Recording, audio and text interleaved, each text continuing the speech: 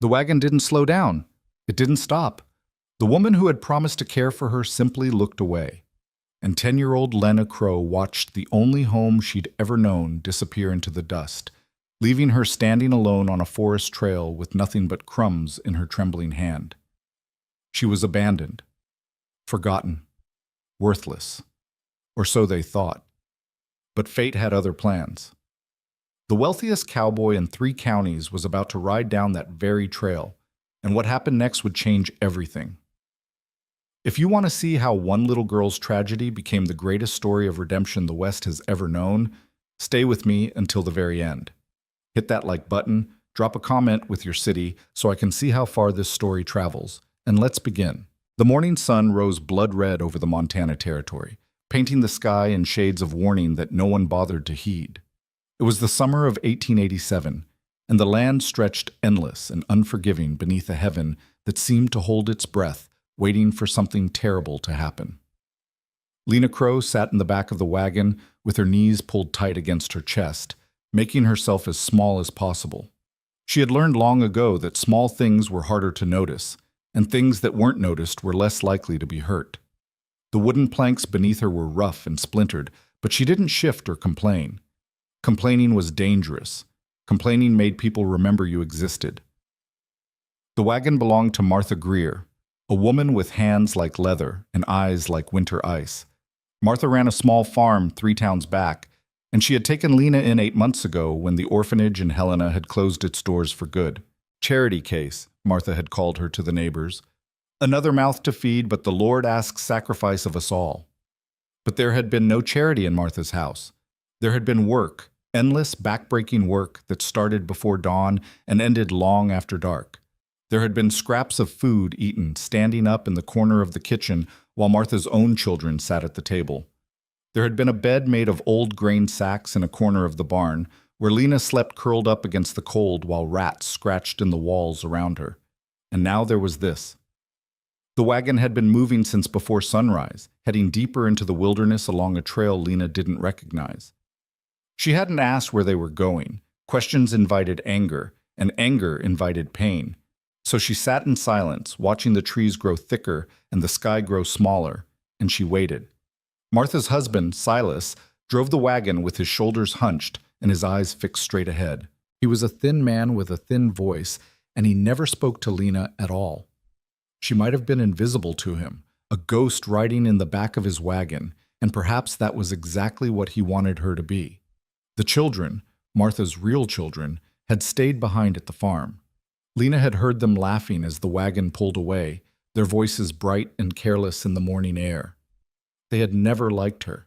She was the girl who did their chores, the girl who took their punishments when things went wrong, the girl whose existence reminded them how lucky they were to have a mother who loved them. The trail narrowed. The trees pressed closer. And still the wagon moved forward, deeper into nowhere. It was nearly noon when Martha finally spoke. "Stop here." Silas pulled the horses to a halt without a word. The wagon creaked and groaned as it settled, and for a long moment there was no sound but the wind moving through the pines and the distant cry of a hawk circling overhead. Lena's heart began to beat faster. She didn't know why, but something in the air had changed, something that tasted like danger. Martha climbed down from the wagon's seat, her boots hitting the packed earth with a heavy thud. She walked around to the back where Lena sat, and she stood there for a moment, looking at the girl with an expression that Lena couldn't read. "Get out," Martha said. Lena didn't move. Her body had frozen, locked in place by an instinct older than thought. She had learned to recognize the moments before something bad happened, the way the air seemed to thicken and time seemed to slow, and she recognized that moment now. "I said get out." Martha's voice was harder now, edged with impatience. "Don't make me say it again." Slowly, carefully, Lena uncurled herself and climbed down from the wagon.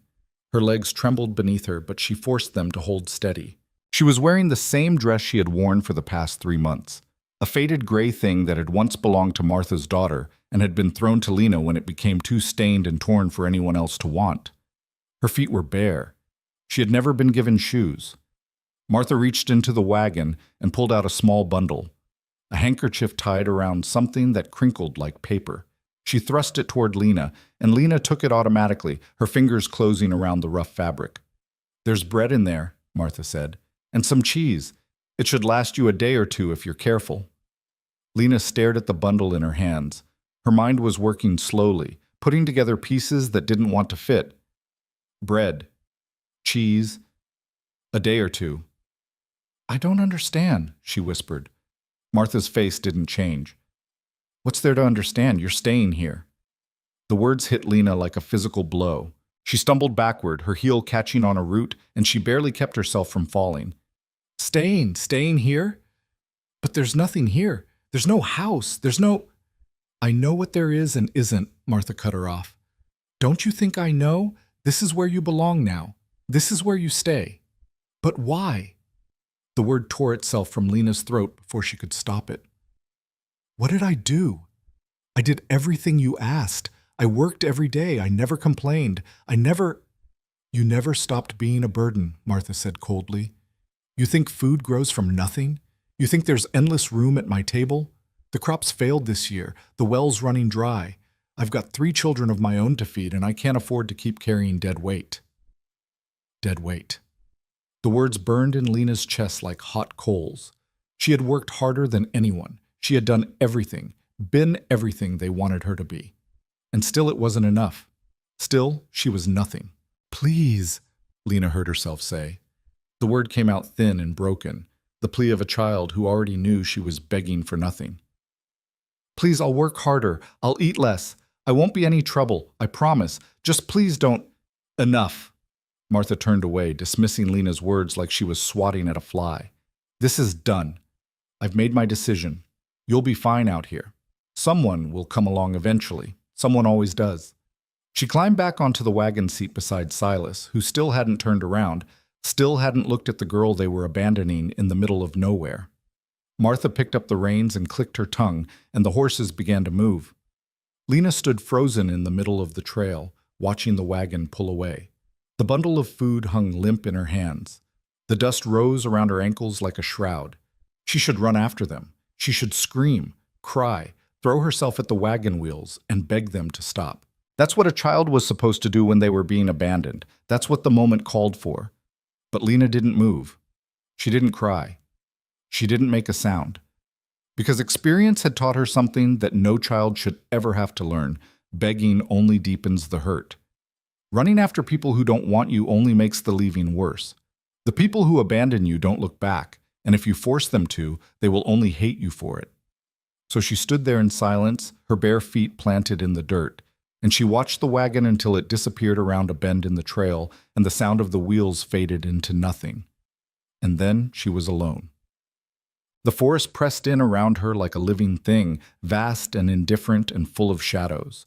The trail stretched ahead and behind, a thin line carved through the wilderness, leading nowhere she wanted to go.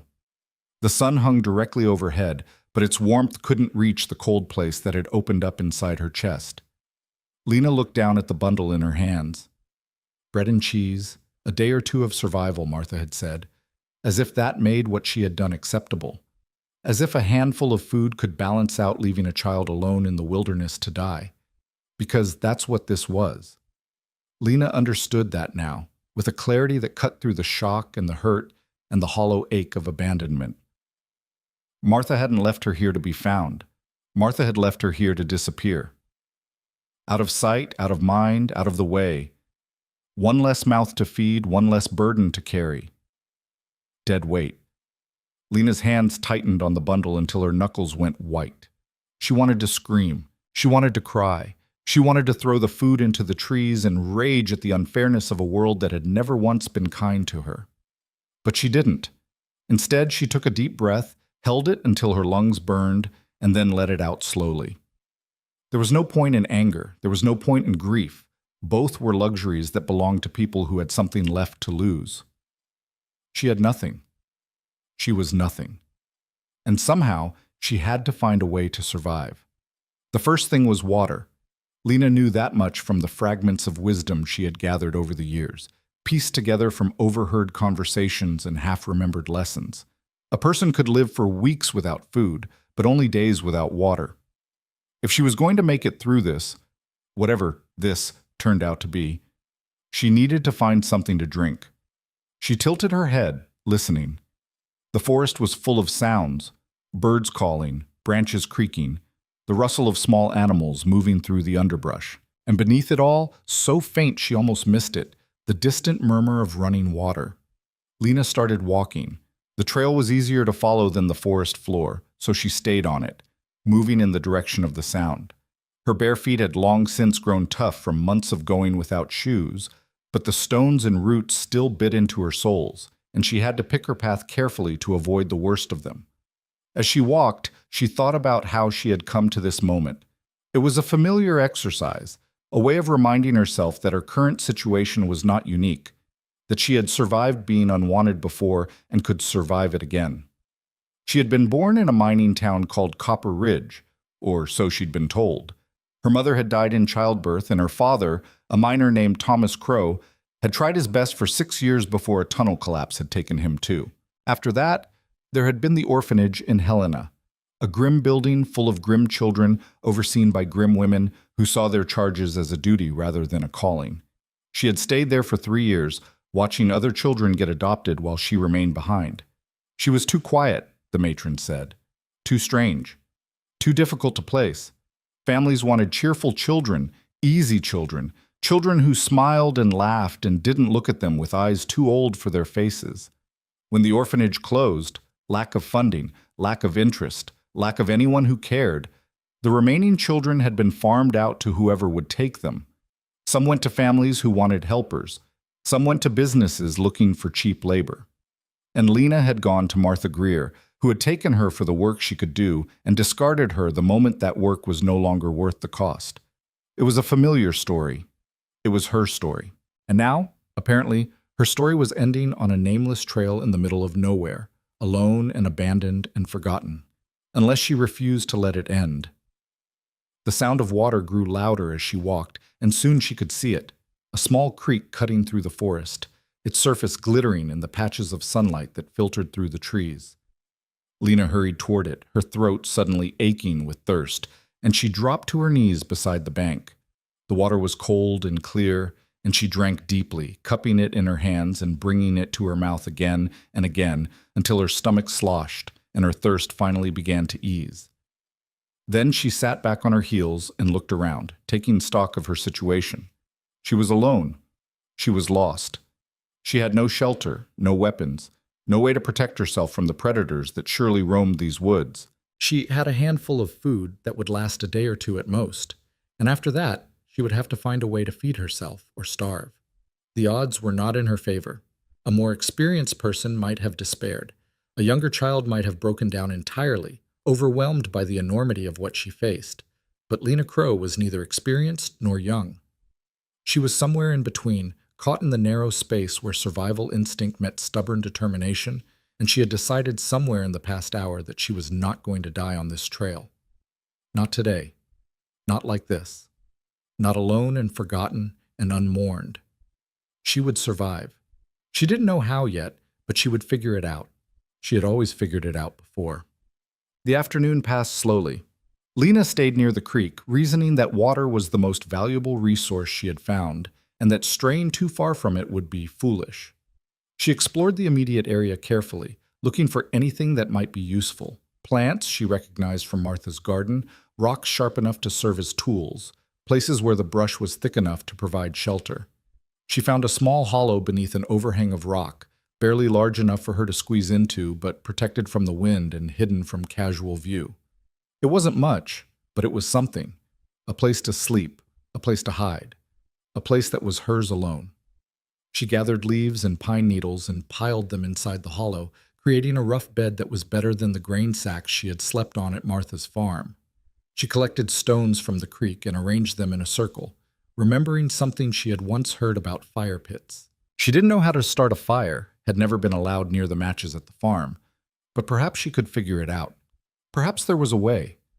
As the sun began its descent toward the horizon, painting the sky in shades of orange and gold, Lena sat beside her little camp and opened the bundle Martha had given her.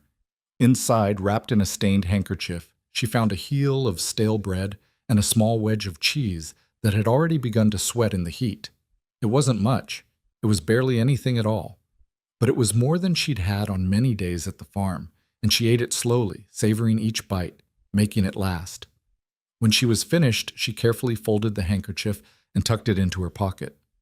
It was dirty and worn, but it was hers now, one of the only things in the world that belonged to her alone. The shadows lengthened, the air grew cool, and as the first stars began to appear in the darkening sky, Lena crawled into her hollow beneath the rock and curled into a ball, pulling her thin dress tight around her. She was alone. She was afraid. She was a 10-year-old girl who had been thrown away like garbage, left to die in the wilderness by people who had never seen her as human. But she was alive. She had water. She had shelter. She had the stubborn, burning determination to see another sunrise. And somewhere in the darkness, she heard something that made her blood run cold, the distant howl of wolves, rising and falling like a song of hunger. Lena pressed her back against the cold stone and closed her eyes. She didn't pray, had stopped believing in prayers long ago. But she made herself a promise instead, fierce and silent and unbreakable. She would not die here. She would not let them win. She would survive this night and the next after that. And someday, somehow, she would prove to everyone who had ever abandoned her that she was worth more than they could possibly imagine. It was a child's promise, desperate and defiant and probably impossible. But it was all she had left. Morning came slowly, gray and misty and cold. Lena woke to the sound of birds singing and the ache of muscles that had spent the night pressed against hard ground. She was stiff and sore, and her stomach growled with hunger, but she was alive. She had survived her first night alone. She crawled out of her hollow and stretched, wincing at the protest of her body. The world around her was draped in fog, the trees emerging like ghosts from the whiteness, and for a long moment she simply stood there, breathing in the damp air and letting the reality of her situation wash over her again. She was still alone. She was still lost. Nothing had changed, but she was still alive, and that was something. She made her way to the creek and drank deeply, then splashed cold water on her face to chase away the last cobwebs of sleep. She had no food left. The bread and cheese were gone, but she remembered seeing berries growing along the trail yesterday, and she thought she might be able to find more if she looked. The fog began to lift as the sun rose higher, and Lena set out to explore her surroundings more thoroughly. She moved carefully, staying close to the creek so she could find her way back, and she kept her eyes open for anything edible. She found blackberries first, growing in a thick tangle along the water's edge.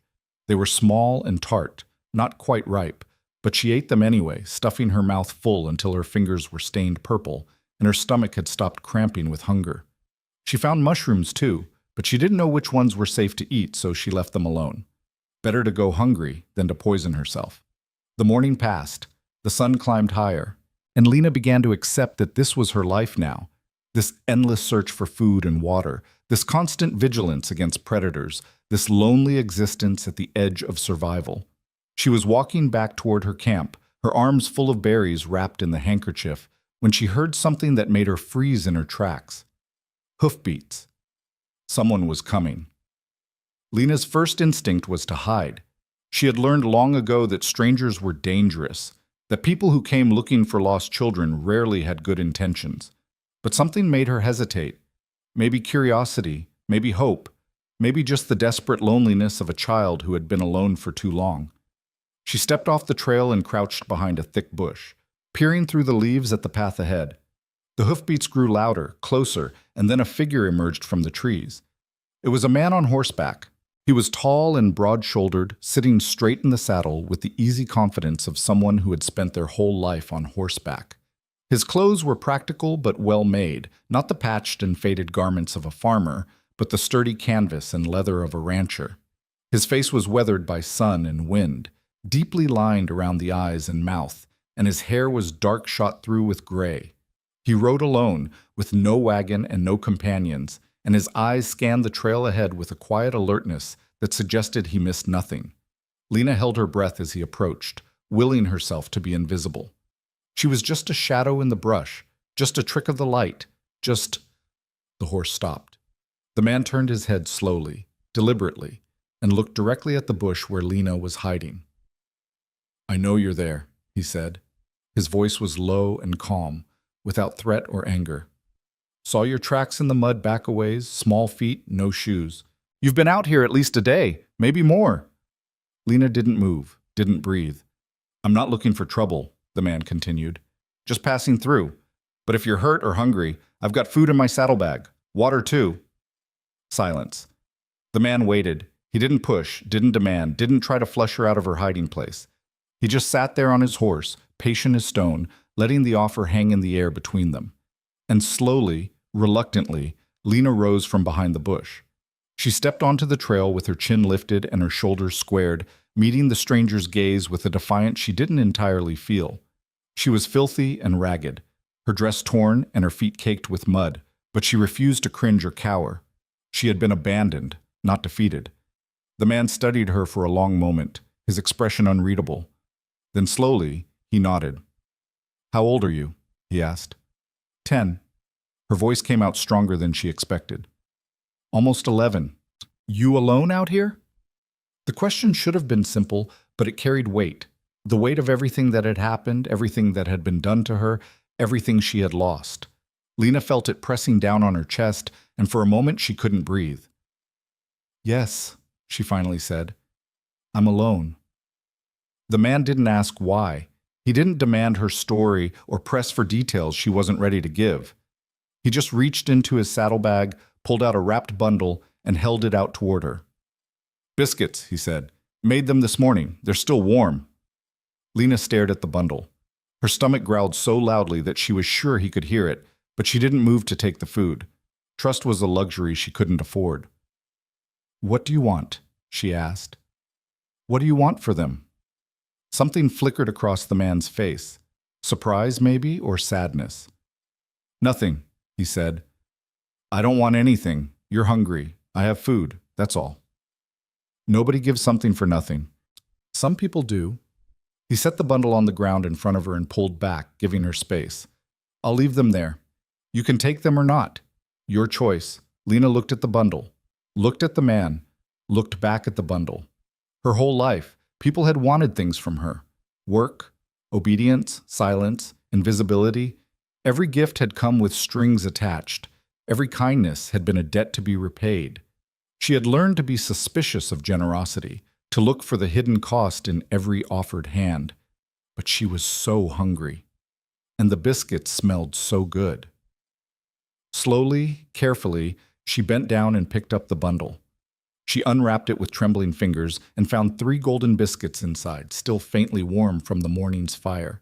She bit into one, and the taste was so good, butter and salt and simple, honest bread, that her eyes burned with tears she refused to let fall. The man watched her eat in silence, making no move to come closer, making no demands. When she had finished the first biscuit and started on the second, he spoke again. My name is Marcus Hale, he said. I've got a ranch about half a day's ride north of here. Plenty of room, plenty of food. He paused. You can come with me if you want, or you can stay here. Your choice. Lena stopped chewing. She looked up at him, searching his face for the lie, the trick, the hidden trap. But his expression was calm and open, and his eyes, dark brown, almost black, held nothing but patience. Why? She asked. Why would you help me? Because you need help, he said simply, and because I can give it. It wasn't enough. It wasn't nearly enough to explain why a stranger would stop for an abandoned child, offer her food, invite her into his home. But it was more than anyone had ever offered her before. Lena thought about her hollow beneath the rock, thought about the wolves she had heard in the night, thought about the berries that weren't quite ripe, and the mushrooms she didn't dare eat, and the endless empty days stretching out ahead of her with no one to help and nowhere to go. She thought about what it meant to trust someone, and she thought about what it meant to die alone. Okay, she heard herself say. The word came out small and uncertain, barely louder than a whisper. Okay, I'll come with you. Marcus Hale nodded once, as if this was exactly what he had expected. He climbed down from his horse, a big chestnut mare with a white blaze on her forehead, and stood beside it holding the reins. You can ride in front, he said. It's easier that way. Unless you'd rather walk. Lena shook her head. Walking meant falling behind, and falling behind meant being left again. She had done enough walking. He helped her up onto the horse, lifting her with an ease that suggested he was stronger than he looked, and then swung up behind her. The saddle was wide enough for both of them, and Lena found herself surrounded by warmth. The warmth of the horse beneath her, the warmth of the man behind her, the warmth of the sun now fully risen above the trees. "Hold on to the saddle horn," Marcus said. "We'll take it slow." The horse began to move, and Lena felt the trail sliding away beneath her, carrying her away from the place where she had been abandoned and towards something she didn't yet understand. She didn't know what waited for her at Marcus Hale's ranch. She didn't know if she could trust him or if this was just another temporary stop on the long road to nowhere. But for the first time in as long as she could remember, she felt something that might have been hope. It was small and fragile and afraid to show itself, like a candle flame in a room full of wind. But it was there. And as the forest opened up before them and the trail widened into something that almost resembled a road, Lena allowed herself to imagine, just for a moment, what it might be like to belong somewhere. She didn't know that Marcus Hale was the wealthiest rancher in 3 counties. She didn't know that his land stretched for miles in every direction, or that he had built his fortune through decades of hard work and careful planning. She didn't know that he had lost his wife to fever 10 years ago and his only son to a riding accident 5 years after that, or that he had spent the last 5 years alone in a house built for a family he no longer had. She didn't know any of that. All she knew was that he had stopped for her, that he had offered her food without asking for anything in return, that he had given her a choice when everyone else had only ever given her orders. And for now, that was enough. The horse carried them northward, away from the trail where Lena had been left to die, toward a future she couldn't yet see. Behind them, the forest swallowed up her hollow beneath the rock, her pile of leaves and pine needles, the stones she had arranged in a circle for a fire she had never learned to build. Behind them, everything she had been was fading into memory. Ahead of her, something new was waiting. Lena Crow held tight to the saddle horn and watched the world pass by, and she made herself another promise, fierce and silent and unbreakable. Whatever came next, she would face it. Whatever this man wanted from her, she would survive it. And whatever this ranch turned out to be, she would find a way to make it hers. Because she was done being abandoned, done being thrown away, done being dead weight. From now on, she would be something else entirely. She just didn't know what yet. The ranch appeared on the horizon like something out of a dream that Lena had never dared to have. They had been riding for hours, the sun tracking its slow arc across the sky while the forest gave way to rolling grassland, and the grassland gave way to something else entirely. A valley so wide and green that it seemed to stretch all the way to the edge of the world. Mountains rose in the distance, their peaks still crowned with snow despite the summer heat, and between them and the trail lay more land than Lena had ever seen in one place. And in the center of it all, nestled against a gentle rise of earth, stood the house. It was bigger than anything she had imagined. 2 stories of solid timber and stone, with a wraparound porch and windows that caught the afternoon light like eyes watching her approach. Behind it sprawled a barn twice the size of the orphanage in Helena, and beyond that fences stretched toward the horizon in neat, orderly lines, containing horses that moved like shadows across the grass. "This is yours?" The words came out before Lena could stop them, small and disbelieving. "This is home," Marcus said simply. "Has been for 30 years. Lena stared at the house, at the barn, at the endless sweep of land that surrounded them.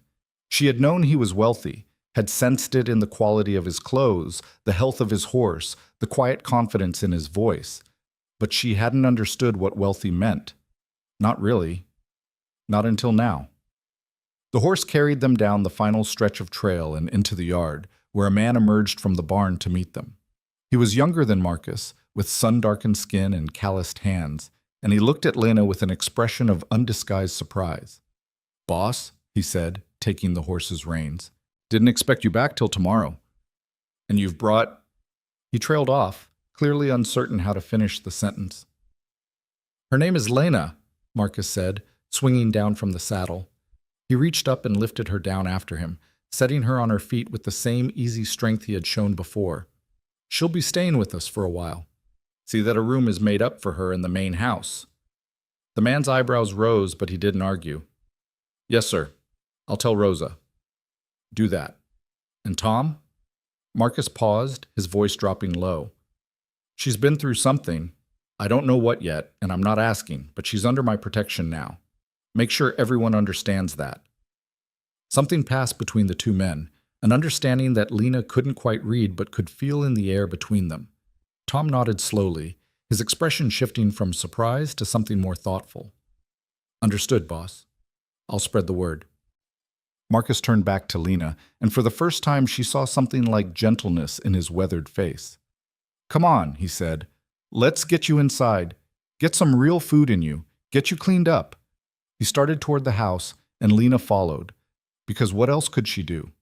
She was a stranger in a strange place, surrounded by land she didn't know and people she didn't trust. And the only thing keeping her from running was the simple fact that she had nowhere else to go. The porch steps creaked beneath her bare feet as she climbed them. The front door swung open before Marcus could reach it, and a woman appeared in the doorway, middle-aged, with gray-streaked hair pulled back in a practical bun and a face that looked like it had seen its share of hard years. Mr. Hale, she said, and then her eyes fell on Lena and widened. Oh my. Rosa, this is Lena. She needs a bath, a meal, and a bed. Not necessarily in that order. The woman, Rosa, looked from Marcus to Lena and back again. Something unspoken passed between them, and then Rosa's expression softened into something that might have been compassion. Come here, child, she said, reaching out her hand. Let's get you sorted out. Lena hesitated. She looked at Marcus, searching his face for some indication of what she should do, but he only nodded. Go on, he said. Rosa runs this house. She'll take care of you. It wasn't trust that made Lena take Rosa's hand. It was exhaustion, bone deep and absolute, the kind that came from spending 2 days alone in the wilderness with nothing but fear and determination to keep her alive. She was tired of being strong, tired of being vigilant, tired of carrying the weight of her own survival on shoulders that were never meant to bear it. So she let Rosa lead her into the house, through a hallway that smelled of wood smoke and something savory cooking, up a staircase that seemed to go on forever, and into a room that made her stop dead in her tracks. It was beautiful. A real bed stood against one wall, not a pile of grain sacks or a cot in the corner, but an actual bed with a metal frame and a mattress that looked thick and soft. A window looked out over the valley below, letting in the golden light of late afternoon. There was a dresser with a mirror, a wardrobe for clothes, a braided rug on the floor that was cleaner than anything Lena had ever been allowed to touch. This is mine? She whispered. Rosa smiled, and for the first time Lena saw real warmth in another person's eyes. This is yours, child, for as long as you need it. Lena stood in the doorway, unable to move. She had never had a room before, had never had a space that was hers alone, a door she could close, a place where she could exist without being watched or judged or measured against impossible standards. I'll draw you a bath, Rosa said gently, and find you some clean clothes. You look about the same size as...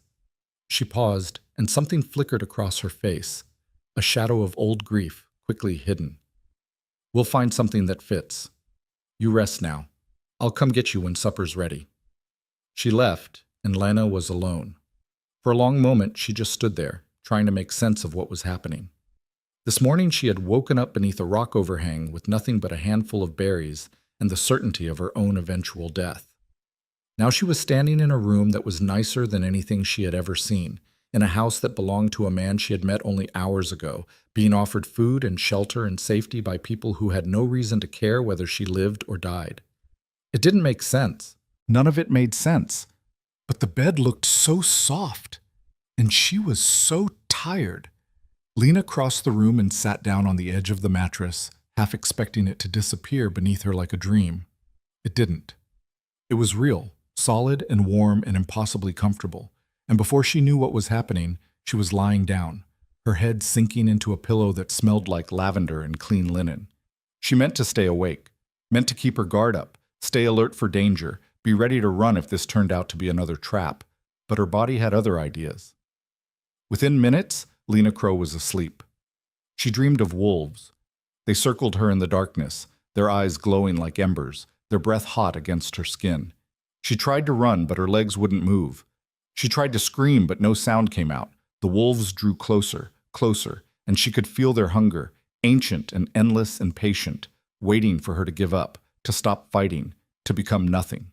And then a voice cut through the darkness. "Wake up." Lena's eyes snapped open. Rosa stood beside the bed, her hand on Lena's shoulder, her face creased with concern. The room was darker now. The golden light of afternoon had faded to the soft gray of twilight, and for a moment Lena didn't know where she was. "Easy, child," Rosa said. "You're safe. It was just a dream." Lena sat up slowly, her heart still racing, her hands trembling. The wolves were gone. The darkness was gone. She was in the beautiful room with the soft bed and the window overlooking the valley, and she was safe. Safe. The word felt foreign in her mind, like a language she had forgotten how to speak. "Supper's ready," Rosa said gently. "Can you walk? Or do you need a minute?" "I can walk." Lena pushed herself to her feet, surprised to find that her legs were steady beneath her. "I'm okay." Rosa looked at her with an expression that suggested she didn't quite believe that, but she didn't argue. "There's a bath waiting for you down the hall. Clean clothes on the chair, take your time, and come down when you're ready. Mr. Hale doesn't stand on ceremony." The bath was unlike anything Lena had ever experienced. She had bathed before, of course, quick, cold dunks in horse troughs or buckets of rainwater that left her shivering and barely cleaner than before. But this was different. This was a copper tub filled with hot water that steamed in the cool air, scented with something floral that made her head swim. She climbed in carefully, expecting the water to burn, but it was perfect. Warm enough to soothe her aching muscles, hot enough to make her feel clean in a way she hadn't felt in months. She scrubbed away the dirt of the forest, the grime of the trail, the lingering residue of everything Martha Greer had put her through. And when she finally emerged from the tub, she felt like a different person. The clothes Rosa had left for her were simple but well made. A cotton dress in pale blue, a pair of thick socks, and shoes. Real shoes. Lena stared at them for a long moment, remembering all the mornings she had walked barefoot through mud and frost because Martha had never seen fit to give her footwear. She put them on. They fit perfectly. And then she went downstairs to face whatever came next. The dining room was smaller than Lena had expected. Not the grand hall she had imagined, but a cozy space with a wooden table and chairs and a fireplace that crackled with warmth. Marcus sat at the head of the table, and he looked up when she entered. "There you are," he said. "Feeling better?" Lena nodded, not trusting her voice. "Sit down." He gestured to the chair beside him. "Rosa's made enough food to feed an army. Hope you're hungry." She was. She was so hungry that her stomach had stopped growling and settled into a kind of dull, constant ache, the kind that came from going too long without enough.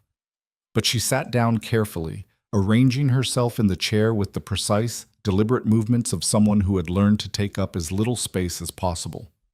Marcus noticed. Of course he noticed. Lena was beginning to understand that this man noticed everything.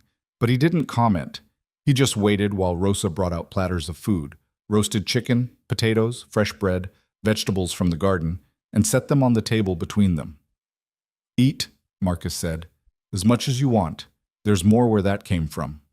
Lena stared at the food. There was more here than she would have eaten in a week at Martha's farm. More than she had seen in one place since the orphanage closed. More than she had ever dared to hope for. She reached out slowly and took a piece of bread. It was warm, soft, fresh from the oven. She bit into it and something inside her chest cracked open. A wall she hadn't known she was holding up. A defense she hadn't realized she needed. The bread tasted like heaven. It tasted like safety. It tasted like everything she had ever wanted and never been allowed to have. And before she could stop herself, she was crying. The tears came without warning and without permission, sliding down her cheeks and dripping onto the table, and Lena couldn't do anything to stop them. She sat there with the bread in her hand and her shoulders shaking, and she cried like she hadn't cried since her father died, like she hadn't cried in all the years since, because crying was weakness, and weakness was dangerous, and she had never been allowed to be weak. But she couldn't stop. The tears kept coming, wave after wave of grief and relief, and something she couldn't name, and she was sure that Marcus would be angry now, sure that he would tell her to stop, to be quiet, to control herself. "It's all right." His voice was gentle, quieter than she had ever heard it. You're allowed to cry here. You're allowed to feel whatever you need to feel. No one's going to punish you for it." Lena looked up at him through her tears, searching for the lie. But his face was calm and open, and his eyes held nothing but patience. The same patience he had shown on the trail, the same patience that had waited for her to come out of hiding instead of forcing her into the light. "I'm sorry," she whispered. "Don't be." He pushed a cloth napkin across the table toward her.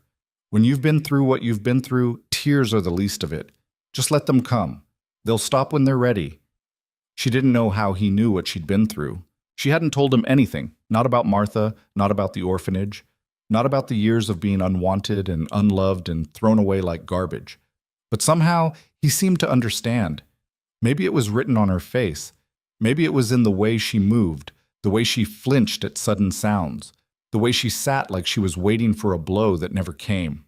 Maybe survival left its marks in ways that only other survivors could read. The tears slowed. Stopped. Lena wiped her face with the napkin and took a shaky breath. "Better?" Marcus asked. She nodded. "Good.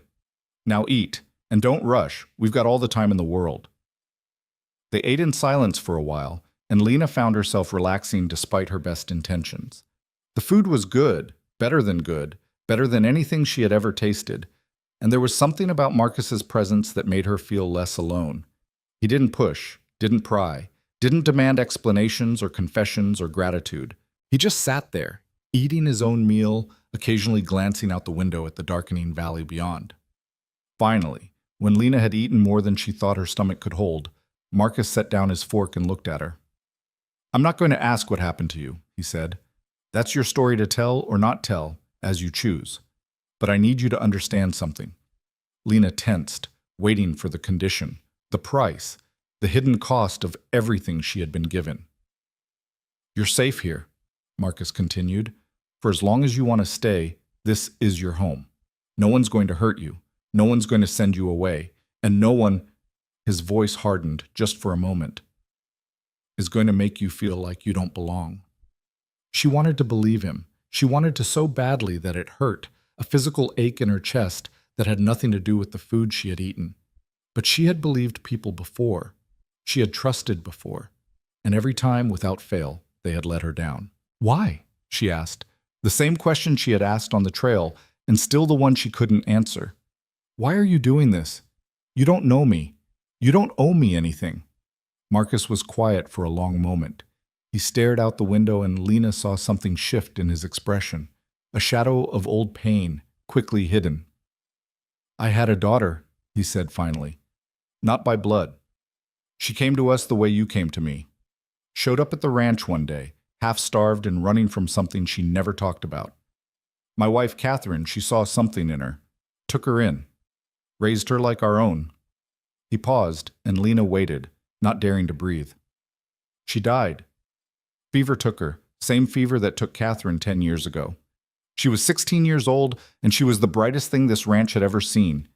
He turned back to Lena, and his eyes were distant now, looking at something she couldn't see. "I couldn't save her, couldn't save either of them. But maybe—" He shook his head. "I don't know. Maybe this is how I make it right. Maybe this is how I prove that all that loss meant something." It wasn't the answer Lena had expected. She had braced herself for conditions, for demands, for the inevitable strings attached to every gift she had ever been given. But this was something else entirely. This was grief. This was love. This was a man who had lost everything and was trying to find a way to live with it. "I'm not her," Lena said quietly. "I'm not your daughter. I'm nobody." "You're wrong." Marcus's voice was firm. "You're not nobody. You're a child who deserves a chance, and as long as you're under this roof, that's exactly what you're going to get." The days that followed blurred together like watercolors in the rain. Lena woke each morning in her soft bed, still half expecting to find herself back beneath the rock overhang with the wolves howling in the distance. But each morning, the room was the same. The sunlight streaming through the window, the smell of breakfast drifting up from downstairs, the quiet certainty that she was somewhere safe. It took time to believe it. Marcus didn't push her. He didn't make demands or set conditions or tell her what she was supposed to do. Instead, he gave her something she had never experienced before: space. The ranch has rules, he told her on that first morning. But they're not my rules. They're the land's rules. The horses need to be fed. The fences need to be mended. The cattle need to be moved before the summer heat sets in. Everyone here has a job to do, and everyone's work matters. He paused, watching her face. But you're not ready for that yet. Right now, your only job is to heal, to eat, to sleep, to remember what it feels like to be a child. She didn't know what he meant by that. She had never felt like a child, not really, not even when she was small enough to fit in her father's arms. She had always been working, always been surviving, always been carrying weights that no child should have to carry, but she didn't argue. And slowly, tentatively, she began to explore. The ranch was bigger than she had imagined, thousands of acres of grassland and forest and mountain, crisscrossed with trails that seemed to go on forever. She walked for hours those first few days, following the fence lines, watching the horses, sitting by the creek that ran through the property, and listening to the water sing over the stones. No one stopped her. No one asked where she was going or what she was doing. No one watched her with suspicious eyes or counted the minutes she spent away from her chores. It was freedom, real freedom. And Lena didn't know what to do with it. Rosa was kind to her. The older woman seemed to understand without being told that Lena was fragile in ways that didn't show on the surface. She didn't ask questions about where Lena had come from or what had happened to her. She simply fed her, clothed her, and made sure she had everything she needed. "You remind me of someone," Rosa said one afternoon as Lena helped her shell peas in the kitchen. It was the first time Lena had offered to help with anything, and Rosa had accepted without comment, simply handing her a bowl and showing her what to do. "Who?" Lena asked. "Someone I knew a long time ago." Rosa's hands moved with practiced ease, splitting the pods and tumbling the peas into a waiting bowl. A girl who came to this ranch with nothing but the clothes on her back and more hurt in her eyes than anyone should have to carry. Lena's hands stilled. What happened to her? She healed. Rosa smiled, soft and sad. It took time, more time than anyone expected, but she healed, and when she left this ranch, she was whole again. She left? Everyone leaves eventually. That's the way of things. Rosa looked at her, and her eyes were gentle. But that doesn't mean the leaving has to hurt. Sometimes leaving is just the next part of the story. Lena thought about that for a long time afterward. She thought about all the leaving she had done, the leaving that had been forced on her, the leaving that had felt like dying. She wondered if there was another kind of leaving, one that didn't break you into pieces. She didn't know. But she was starting to think she might want to find out. A week passed. Then 2. The summer heat settled over the valley like a blanket, and Lena found herself falling into something like a routine. She woke early, before the sun was fully up, and went to the kitchen to help Rosa with breakfast. She had discovered that she liked cooking, liked the rhythm of it, the way ingredients came together to become something nourishing and real. Rosa was a patient teacher, showing her how to knead bread and crack eggs and season a pot of stew until it tasted like home. After breakfast, she walked. Sometimes she followed the fence lines, checking for breaks that the ranch hands might have missed. Sometimes she went to the barn and watched the horses, learning their names and their personalities, and the way they moved when they were happy or scared or tired. Sometimes she just sat by the creek and let her mind go blank, listening to the water and feeling the sun on her face, and trying to remember that she was allowed to exist without justifying her existence. And sometimes, more often as the days went by, she spent time with Marcus. He was a quiet man, the kind who could sit for hours without speaking and not feel the need to fill the silence. But when he did speak, his words carried weight. He told her about the ranch, how he had built it from nothing, how he had fought for every acre, how he had buried his wife beneath the old oak tree on the hill and his daughter beside her. "Loss is part of life," he said one evening as they sat on the porch watching the sun set over the mountains. "You can't escape it, can't outrun it, can only learn to carry it." Lena pulled her knees up to her chest, wrapping her arms around them. "How do you carry it?" "Same way you carry anything heavy, one step at a time." He looked at her, and his eyes were kind. "You've been carrying a lot, haven't you?" She didn't answer, but she didn't look away either. "I know what it's like," he continued, "to feel like the world doesn't want you, Like you're just taking up space, using up air, existing when you shouldn't be. I know what it's like to wonder if anyone would notice if you disappeared. Lena's breath caught in her throat. She had never said those words out loud, had barely allowed herself to think them, but hearing them from someone else, spoken so matter-of-factly, made them feel less like a shameful secret and more like a truth she was finally allowed to acknowledge. But here's the thing, Marcus said. Those feelings are liars. They tell you you're worthless, but they're wrong. They tell you no one cares, but they're wrong about that too. You matter. You matter because you're alive, and being alive is enough. Is it? The words came out before she could stop them. Is it really enough? It's a start. He turned back to the sunset, and his voice was soft. Give it time. The rest will follow. 3 weeks into her stay at the ranch, Lena met the horses. Not just saw them from a distance, the way she had been doing, but really met them, up close, with Marcus beside her and a lead rope in her hand. "This is Bella," Marcus said, introducing her to a bay mare with soft eyes and a gentle temperament. "She's been on this ranch longer than most of the people. Raised her from a foal." Lena reached out tentatively, her fingers hovering just above the mare's nose.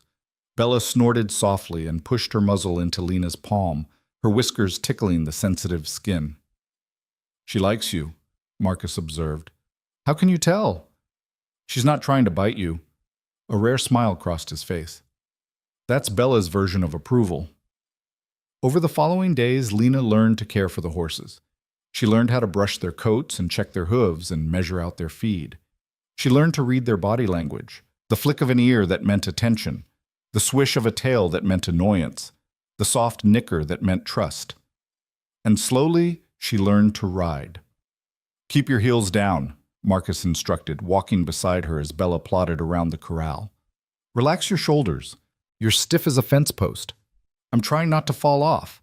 "You won't fall off. Bella wouldn't let you." He reached up and adjusted her grip on the reins. "Trust her.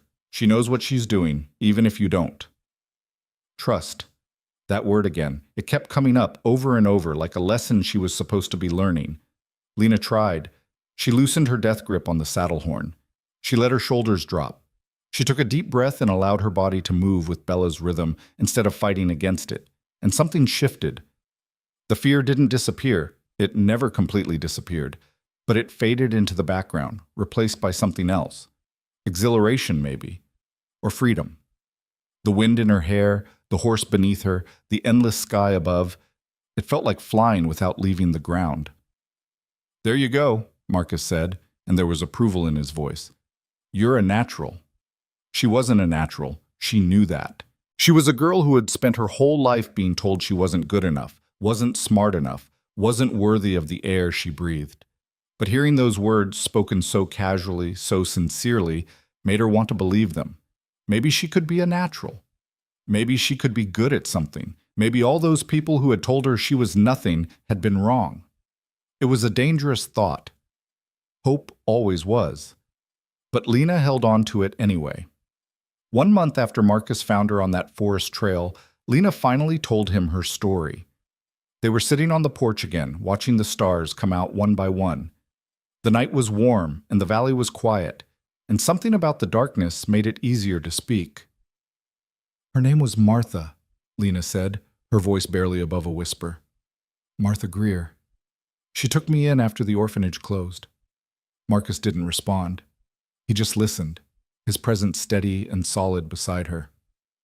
"She needed help on the farm. That's why she took me. Not because she wanted a daughter or because she cared about me, just because I was young and strong enough to work." Lena's hands twisted in her lap. "I did everything she asked. Everything. I worked harder than anyone, ate less than anyone, never complained, never asked for anything. I thought if I was good enough, if I was useful enough, maybe she would—" She trailed off. The sentence didn't need to be finished. "This summer, the crops failed," she continued. "The well started running dry. Money got tight, and Martha decided she couldn't afford to keep feeding me anymore. So she took me out to the forest and left me there. Just left me. Like I was nothing, like I was garbage she couldn't be bothered to dispose of properly." Her voice cracked on the last word, but she didn't cry. She had cried enough. Tonight she just wanted to get the words out. "I waited," she said. I waited for her to come back. I knew she wouldn't. I knew, but I waited anyway. Because that's what you do when you're nothing. You wait for someone to decide you're worth something after all. The silence stretched between them, heavy with everything Lena had said and everything she hadn't. Finally, Marcus spoke. You're not nothing. His voice was rough, like the words were hard for him to say. You hear me? You're not garbage. You're not disposable. You're not dead weight or a burden or any of the other lies they told you. Lena shook her head. You don't understand. I've been abandoned before. This wasn't the first time. It won't be the last. People look at me and they see something wrong, something broken, something not worth keeping. Then they're blind.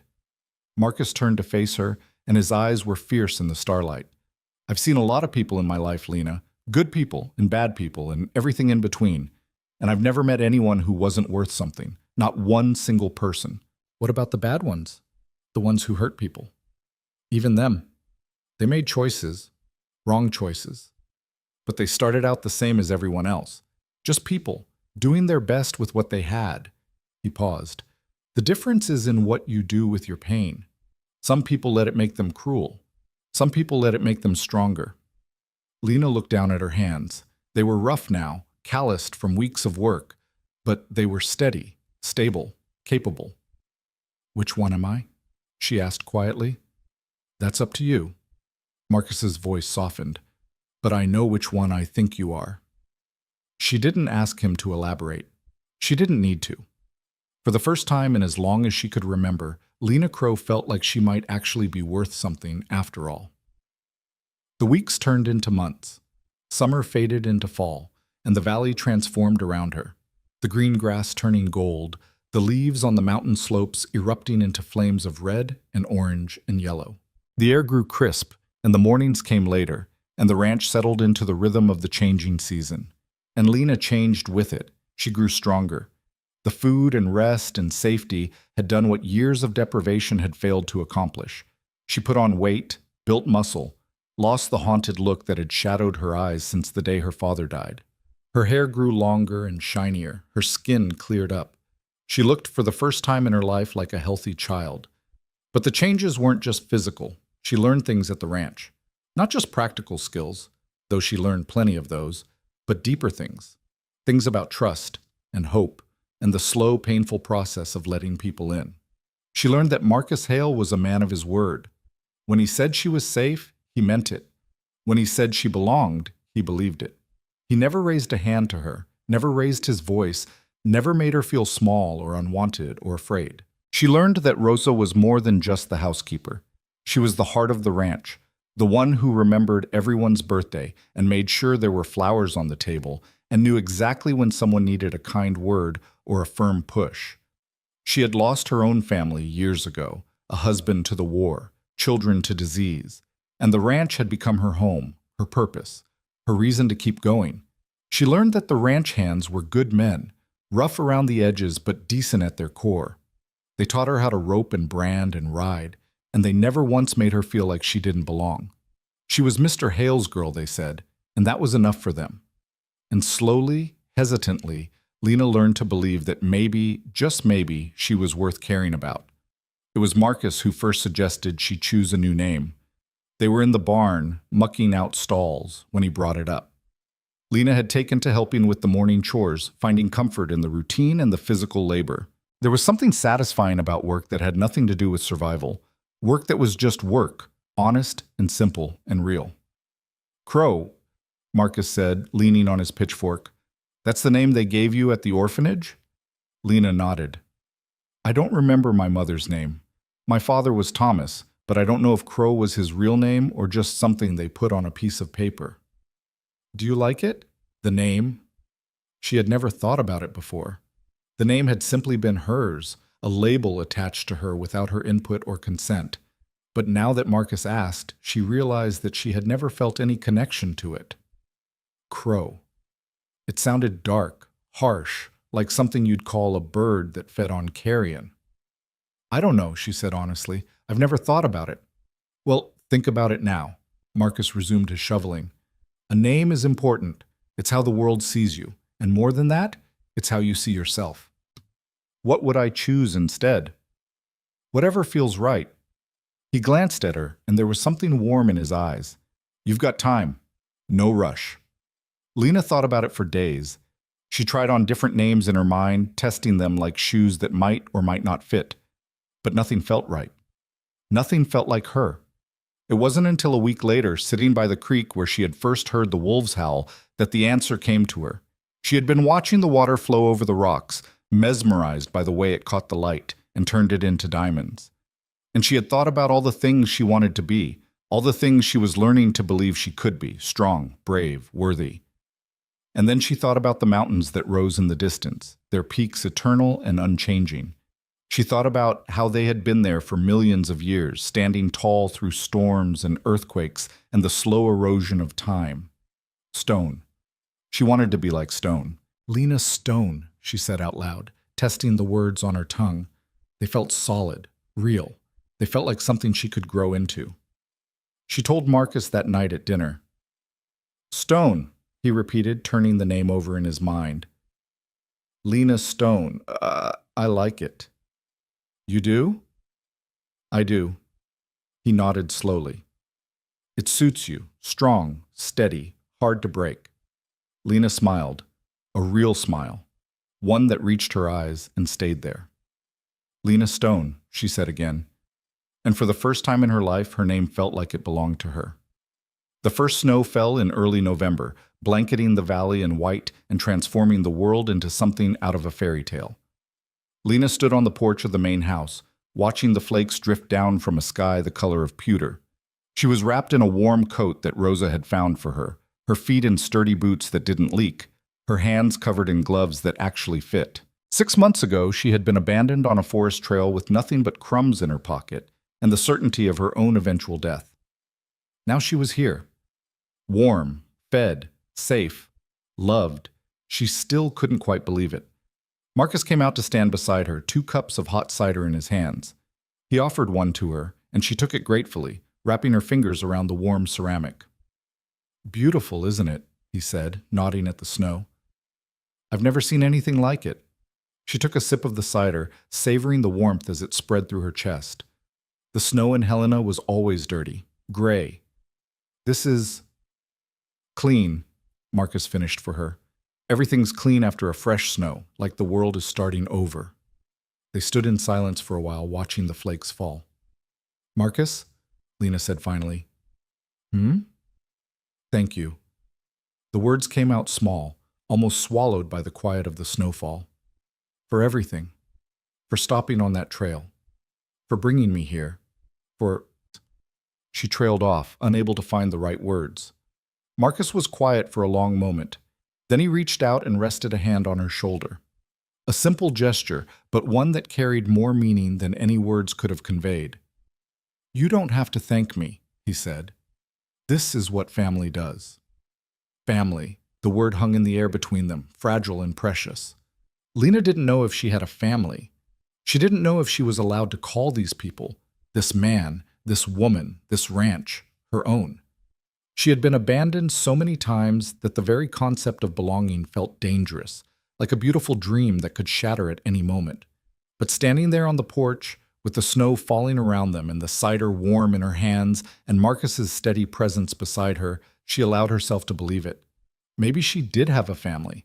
Maybe, after everything, she had finally found a place where she belonged. The thought was terrifying, but it was also wonderful. And as Lena Stone, watched the snow transform the valley into something magical, she felt something shift inside her chest. Hope.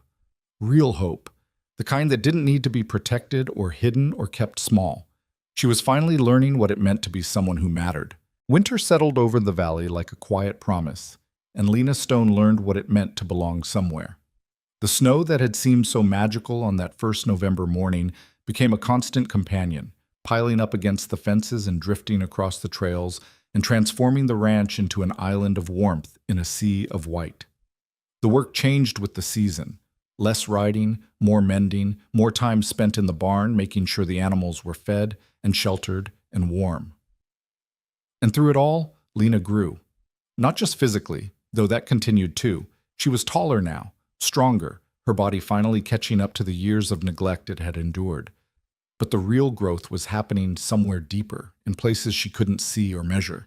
She was learning to trust, learning to hope, learning to believe that the people around her weren't going to disappear the moment she let her guard down. It was terrifying, but it was also wonderful. Marcus taught her everything he knew about the land. He showed her how to read the weather and the clouds, how to find water in places that looked bone dry, how to track animals through the snow and identify plants that could heal or harm. He taught her the names of the mountains that surrounded the valley, the history of the trails that crisscrossed the property, the stories of the people who had lived and died on this land long before either of them was born. "This ranch isn't just dirt and grass," he told her one afternoon as they rode the fence line together, checking for damage from a recent storm. "It's memory. Every acre has a story. Every hill remembers something." Lena looked out over the snow-covered valley, trying to see what he saw. "What does this hill remember?" "This is where I asked Catherine to marry me." Marcus's voice was soft, touched with old grief and older love. 40 years ago, almost to the day. We were young and foolish and didn't have 2 nickels to rub together, but I knew, the moment I saw her, that I wanted to spend my life with her." "And she said yes?" "She laughed first." A smile crossed his weathered face. "Said I was crazy, said we couldn't afford a wedding, let alone a marriage. But then she looked at me, really looked, and she said yes." He paused. "Best decision I ever made. Best decision she ever made too, I think." Lena was quiet for a moment, watching the wind lift snow from the ridge and scatter it across the sky like glitter. "Do you miss her?" "Every day." Marcus didn't hesitate. "Every single day. But missing her doesn't mean I stopped living. Catherine wouldn't have wanted that. She would have kicked my backside from here to Helena if I'd given up on life just because she wasn't in it anymore." He turned to look at Lena, and his eyes were kind. "That's the thing about love," he said. "Real love. It doesn't end when someone's gone, it just changes. Becomes something you carry with you instead of something you hold in your hands." Lena thought about her father, about the way he used to lift her onto his shoulders and carry her through the streets of Copper Ridge, pointing out stars and making up stories about the shapes they formed. She had tried so hard not to think about him for so many years, afraid that the memories would break her apart. But maybe Marcus was right. Maybe love didn't have to be something that hurt. Maybe it could be something that healed instead. "I think I understand," she said quietly. Marcus reached over and squeezed her shoulder. "I know you do." Spring came slowly to the valley, melting the snow in patches and coaxing green shoots from the frozen ground. The days grew longer, the air warmer, and the ranch stirred back to life like a creature waking from a long sleep. And with the spring came the calving season. Lena had heard the ranch hands talking about it for weeks. The late nights, the difficult births, the constant worry that something would go wrong. But nothing had prepared her for the reality of watching a new life enter the world. She was in the barn when it happened, helping Tom check on a heifer that had been laboring for hours. The animal was exhausted, her sides heaving with each contraction, and Tom's face was grim. "She's struggling," he said, pulling off his hat and running a hand through his hair. "Calf's turned wrong. We might need to help her along." "What can I do?" Tom looked at her, really looked, as if seeing her for the first time. In the months since her arrival, Lena had become a familiar presence on the ranch, but she was still a child in their eyes, still someone to be protected rather than relied upon. "You sure you want to be here for this?" he asked. "It's not going to be pretty." Lena thought about all the things she had survived: the orphanage, Martha's farm, the forest trail, the wolves in the darkness, and the hunger that never quite went away. "I'm sure," she said. What followed was the most exhausting night of her life. She held the lantern while Tom worked, fetching water and towels and whatever else he needed. The heifer bellowed in pain, and Lena winced with every sound, but she didn't look away. She had learned long ago that looking away didn't make the hard things easier. It just meant you weren't prepared when they came for you. And then, just as the first light of dawn was creeping over the mountains, the calf was born. It slid into the world wet and trembling, its eyes blinking against the sudden brightness. The heifer turned her head to look at her baby, and something changed in her expression, exhaustion giving way to something fiercer, more primal. She began to lick the calf clean, her tongue rough and insistent, and within minutes the little creature was trying to stand. "There you go," Tom murmured, his voice rough with exhaustion and relief. "There you go, little one." Lena watched the calf struggle to its feet, wobbling on legs that seemed too long for its body. It fell twice, 3 times, but each time it got back up, driven by an instinct older than thought. And then it was standing, swaying a little, but standing. "That's the thing about being born," Tom said, glancing at Lena. "Nobody teaches you how to stand up, you just have to figure it out." Lena thought about that for a long time afterward, about all the times she had fallen and gotten back up, about all the times she had wanted to stay down and hadn't. Maybe that was what surviving meant, not never falling, but always getting back up. Marcus found her in the barn later that morning, sitting on a hay bale and watching the calf nurse from its mother. The exhaustion hadn't quite caught up with her yet, but she could feel it coming, a heaviness in her bones that promised deep sleep when she finally gave in. "Tom told me you helped with the birth," Marcus said, settling onto the hay bale beside her. Lena nodded, not taking her eyes off the calf. "It was intense." "First time seeing something born?" "First time seeing something alive come out of something that looked like it might die." Marcus was quiet for a moment, considering her words. "That's what this work is," he said finally. "That's what ranching is. Watching things live and die and live again, being part of the cycle, not fighting against it." "Is that why you do it? Why you've spent your whole life here?" "Part of it." He leaned back, his eyes distant. "But mostly, I do it because this is home. Because the land knows me, and I know it. Because when I'm out there, riding the fence lines or bringing in the cattle, I feel like I'm part of something bigger than myself." Lena understood that feeling. She was beginning to feel it too. The sense that she belonged here, that the ranch was becoming part of her just as she was becoming part of it. It was still fragile, still uncertain, but it was growing stronger every day. "I want to learn everything," she said suddenly. "Not just riding and roping, everything. How to run this place, how to take care of it." Marcus looked at her, and something like pride flickered across his face. "Why?"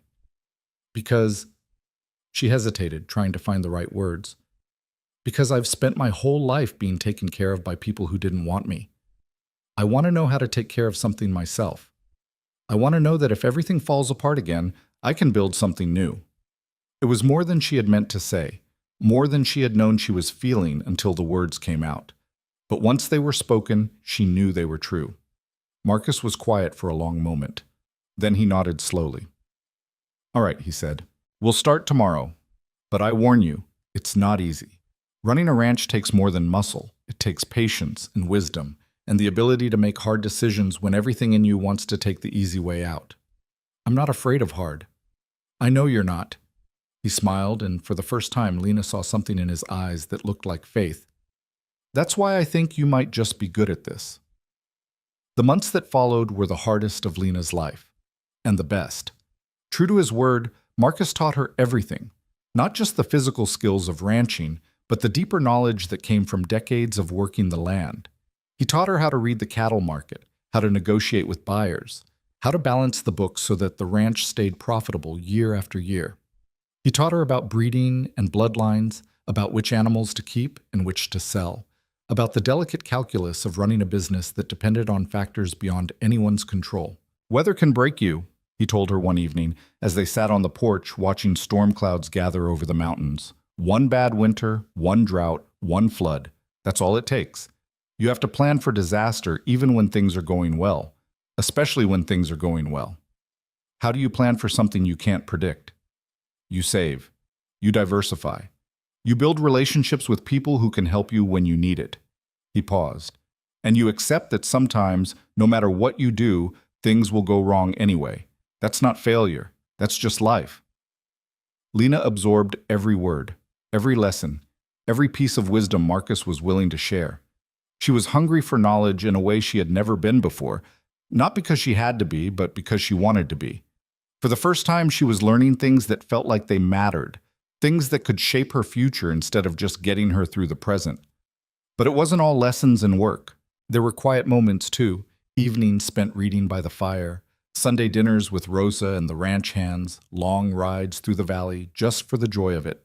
There was laughter sometimes, and stories, and the slow accumulation of memories that didn't hurt to hold. And there was the growing certainty, deeper with each passing day, that she had found something she had never thought she would have: a home. It was late August when the riders came. Lena was in the south pasture, checking on a section of fence that had been damaged in a recent storm, when she saw them approaching. 3 men on horseback, moving fast along the main trail, their horses kicking up dust that hung in the hot summer air like smoke. Something about them made her uneasy. She couldn't have said what it was. Maybe the way they rode, hard and purposeful, or maybe the way they held themselves, shoulders squared and chins raised like men who expected to be obeyed. Whatever it was, it made her instincts prickle with warning. She finished her work quickly and rode back toward the main house, arriving just as the strangers were dismounting in the yard. Marcus was already there, standing on the porch with his arms crossed and his expression unreadable. Rosa hovered in the doorway behind him, her face tight with worry. "Mr. Hale." The lead rider tipped his hat, but there was no respect in the gesture. He was a big man, broad-shouldered and thick-necked, with a face that looked like it had been carved from granite and a scar that ran from his temple to his jaw. "Been a while." "Garrett," Marcus's voice was flat. "Didn't expect to see you again." "Life's full of surprises." The man, Garrett, let his eyes wander over the property, taking in the barn, the corrals, the horses grazing in the distance. "Place looks good. You've done well for yourself." "I've worked hard." "There's a difference." "Is there?" Garrett smiled, but it didn't reach his eyes. "The way I see it, you've got more than your share, more land than any one man needs, more cattle, more everything." His gaze settled on Marcus with predatory intensity. "My father never got over losing that south section to you, ate at him until the day he died." "Your father lost that land fair and square. He bet it in a card game, and he lost. That's not my fault." "Maybe not. But here's the thing." Garrett stepped forward, and his men moved with him, flanking him like wolves around a pack leader. "I don't care about fair. I care about what's mine. And the way I see it, that south section should have stayed in my family." Lena had dismounted and was standing near the corner of the house, watching the confrontation unfold. Her heart was pounding, and her palms were slick with sweat, but she didn't move, didn't draw attention to herself. "You're not getting that land, Garrett." Marcus's voice was hard as iron. "Not today. Not ever. Your father made his choices, and those choices have consequences. That's how the world works. The world works, however, the strong decide it works." Garrett's smile widened. "And right now, I'm the strong one. I've got men, I've got resources, I've got—" His eyes flickered toward Lena, noticing her for the first time, and something ugly crossed his face. "What's this? You've got yourself a little orphan now?" Lena felt the words like a physical blow. Orphan. The word she had carried with her for so long, the label that marked her as unwanted and discarded. "Her name is Lena," Marcus said, and there was a warning in his voice that made Garrett's men shift uneasily. "And she's none of your concern." "Everything on this ranch is my concern." Garrett turned back to Marcus, dismissing Lena as easily as he might dismiss a fly. "Here's what's going to happen. You're going to sign over the south section. The papers are already drawn up. All you have to do is put your name on them, and we'll be on our way." "And if I refuse?" "Then things get complicated." Garrett's voice dropped, taking on a tone of menace that made the hair on Lena's arms stand up. "I've got lawyers. I've got connections. I can make your life very difficult, Hale, drag you through courts until you're buried in debt, challenge your land claims going back generations. By the time I'm done with you, you won't have a ranch left to defend." The threat hung in the air like poison. Marcus was silent for a long moment. Lena watched him, her heart in her throat, waiting for him to respond. When he finally spoke, his voice was calm, controlled, and utterly unyielding. "Get off my land." Garrett blinked. "Excuse me?" "You heard me. Get off my land. Take your men and your threats and your papers, and don't come back. This conversation is over." For a moment, Garrett looked genuinely surprised, like a man who had expected an easy victory and found a stone wall instead. Then his expression hardened, and the mask of civility dropped away entirely.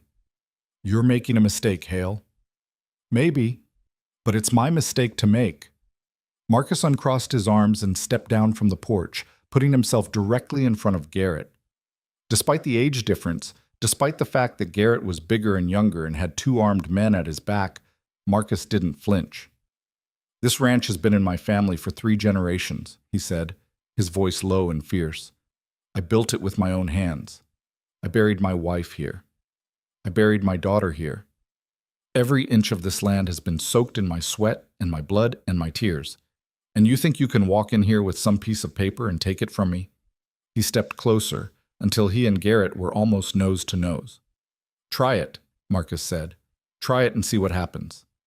The silence that followed was absolute. Even the wind seemed to hold its breath. Then Garrett laughed, a harsh, ugly sound that broke the tension without dissolving it.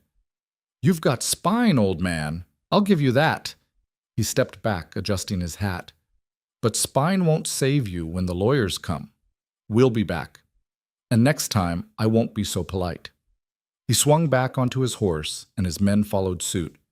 Within moments, they were riding away, their dust trail marking their passage like a scar across the land. Marcus watched them go, his jaw set and his fists clenched at his sides. Lena approached slowly, uncertain what to say. "Marcus?" she said softly. "Are you okay?" He didn't answer for a long moment. Then he let out a breath and turned to look at her. "The Garrett family has been a thorn in my side for 30 years, he said, his voice weary. "Jacob Garrett, that man's father, was my neighbor back when I was just starting out. We used to be friends, believe it or not. Then came the card game and the land, and suddenly we were enemies." "He died?" "5 years ago, bitter and broken and convinced that everything that went wrong in his life was my fault." Marcus shook his head. "Now his son is picking up where he left off, and he's more dangerous than his father ever was." "What are we going to do?" Marcus looked at her, really looked, taking in the fear in her eyes, and the determination underneath it. "We," he repeated. "You said we." Lena hadn't realized she'd said it until he pointed it out. But it was true. This wasn't just Marcus's fight anymore. It was hers too. "This is my home," she said, and saying it out loud made it feel more real than ever before. "I'm not going to let anyone take it away." Something shifted in Marcus's expression. The weariness faded, replaced by something fiercer, something that looked like hope. "Then we fight," he said. "Together. Whatever comes next, we face it together." The weeks that followed were tense with waiting. Marcus hired a lawyer from Helena, a sharp-eyed woman named Sarah Pemberton who reviewed his land claims and declared them solid. "Garrett doesn't have a legal leg to stand on," she said. "His father lost that land fair and square. The documentation is clear." "Then why is he pushing so hard?" "Because he's betting you'll back down. He's betting that the threat of a long, expensive legal battle will make you settle." She smiled grimly. "He doesn't know you very well, does he?" Marcus laughed, but there was no humor in it. No, he doesn't." The lawyer's confidence was reassuring, but Lena couldn't shake the feeling that something more was coming. She had learned to trust her instincts over the years. They had kept her alive when everything else had failed, and her instincts were screaming that Garrett wasn't finished. She was right. The attack came on a moonless night in early September, when the darkness was so complete that Lena couldn't see her hand in front of her face. She woke to the sound of shouting and the smell of smoke. The barn was on fire. By the time she reached the yard, chaos had erupted. Ranch hands were running everywhere, hauling buckets of water from the well, trying to contain flames that had already consumed the south wall of the barn. The horses were screaming, a sound Lena had never heard before and never wanted to hear again. And Marcus was in the thick of it, directing the firefighting effort with a voice that cut through the pandemonium like a blade. "The horses!" he shouted. "Get the horses out! Everything else can be replaced." Lena didn't hesitate. She ran toward the barn, ignoring the heat that scorched her skin and the smoke that seared her lungs. The main doors were still open, and she could see shapes moving inside, horses rearing and kicking in their stalls, too panicked to save themselves. She found Bella first. The mare was wild-eyed with terror, her coat already singed, her hooves striking sparks from the stone floor as she fought to escape. Lena grabbed her halter and held on, using every ounce of strength she had to drag the horse toward the doors. "Come on," she gasped. "Come on, Bella, please." The mare resisted for one terrible moment, then seemed to recognize Lena's voice and allowed herself to be led. They burst out of the barn together, and Lena handed Bella off to one of the ranch hands before turning back. There were more horses inside, more lives to save. She didn't know how many trips she made, didn't know how many horses she pulled from the flames. All she knew was the heat and the smoke and the desperate need to keep moving, to keep fighting, to not let the fire win. It was Tom who finally pulled her away. Lena, stop! He grabbed her arm and dragged her back from the burning building. "The roof's coming down. You can't go back in there." "But there are still—" "We got them out. We got them all out." His face was streaked with soot and sweat, but his eyes were clear. "You did good, kid. You did real good." The roof collapsed moments later, sending a pillar of flame and sparks shooting into the sky. Lena watched it fall, her heart pounding, her lungs aching, her eyes stinging from the smoke. They had saved the horses, they had saved the cattle, they had saved each other. But the barn was gone. Dawn revealed the full extent of the damage. The barn was nothing but charred timber and ash, still smoldering in the morning light. The south fence had burned too, and several acres of grassland were blackened and dead. The smell of smoke hung over everything, thick and acrid, impossible to escape. Marcus stood in the yard, surveying the destruction with a face like stone. "This was arson," he said. His voice was quiet, but there was steel beneath the surface. "Garrett did this." "We can't prove it," Tom said. "No witnesses. No evidence." "I don't need evidence. I know." Marcus turned to look at the ranch hands gathered around him, exhausted, soot-covered, shaken. "He thinks this will break us. He thinks we'll give up, sign over the land, walk away." He paused, letting the silence stretch. "He's wrong." A murmur of agreement rippled through the group. "We're going to rebuild," Marcus continued. "Every beam, every nail, every inch of what we lost. And when Garrett comes back, because he will come back, he's going to find us stronger than before." His eyes found Lena in the crowd. "All of us." Lena stepped forward. Her clothes were ruined, her hair was singed, and her throat was raw from the smoke she had inhaled. But her voice was steady when she spoke. "This is our home," she said. "No one takes it from us. No one." It was the first time she had spoken in front of the whole group, and she felt their eyes on her, curious, appraising, reassessing. She wasn't just Mr. Hale's orphan anymore. She was one of them. Someone who had run into a burning barn to save their horses. Someone who had stood her ground when everything was falling apart. Someone who belonged. Marcus nodded at her, and something passed between them, an understanding that didn't need words. Whatever came next, they would face it together. The rebuilding started the next day. Word spread quickly through the valley, and help arrived from neighboring ranches, men with tools and timber, and the unspoken understanding that today's disaster could be tomorrow's lesson. They came in wagons and on horseback, bringing supplies and labor and the kind of practical compassion that didn't need to be named. Lena worked alongside them, learning as she went. She learned how to raise a beam and set a nail, how to measure and cut and fit pieces together until they became something whole. She learned that building was harder than destroying, but also more satisfying, that there was something almost sacred about creating something with your own hands. And she learned that she wasn't alone. The community had embraced her in ways she hadn't expected. Neighbors who had never spoken to her before now greeted her by name. Ranch hands who had once kept their distance now saved her a seat at meals, included her in conversations, treated her like one of their own. It was strange and wonderful and terrifying all at once. She had spent so long being invisible, being nothing, being dead weight. Being seen, being valued, felt like standing on solid ground after years of quicksand. The new barn took 3 weeks to complete. It was smaller than the original, built with whatever materials they could gather on short notice, but it was strong and sound, and theirs. On the day they finished, Marcus gathered everyone together for a celebration. Rosa had prepared a feast, and someone had brought a fiddle, and before long the yard was full of music and laughter, and the kind of joy that comes from surviving something hard together. Lena sat on the porch, watching it all, still not quite able to believe she was part of it. Marcus came to sit beside her, 2 glasses of cider in his hands. He offered her one, and she took it. "You did well," he said. "During the fire, during the rebuilding. You've grown a lot since I found you on that trail." "I had good teachers." "Maybe." He smiled. "But the learning, that was all you.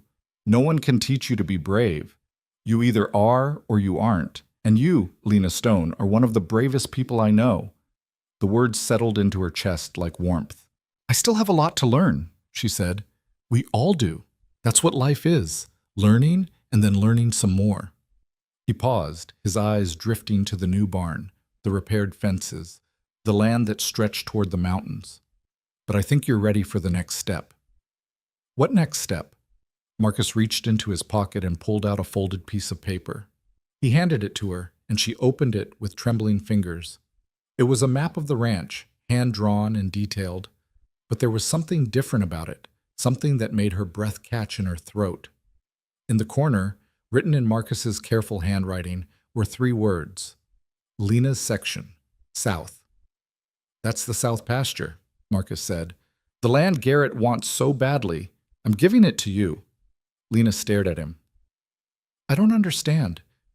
"It's simple. The land is yours. Legally, officially yours. I've already talked to Sarah. She's drawing up the papers." He met her eyes, and his expression was fierce. "Garrett thinks he can take what doesn't belong to him.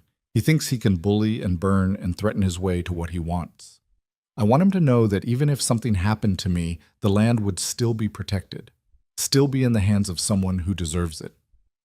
"Marcus, I can't." "You can, and you will." His voice softened.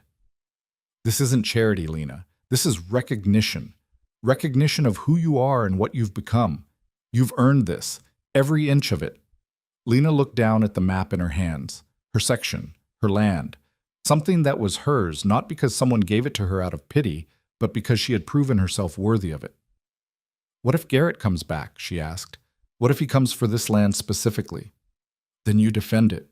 Marcus's voice was steady. "The same way you defended those horses in the fire. The same way you've defended yourself your whole life. You fight, and you win."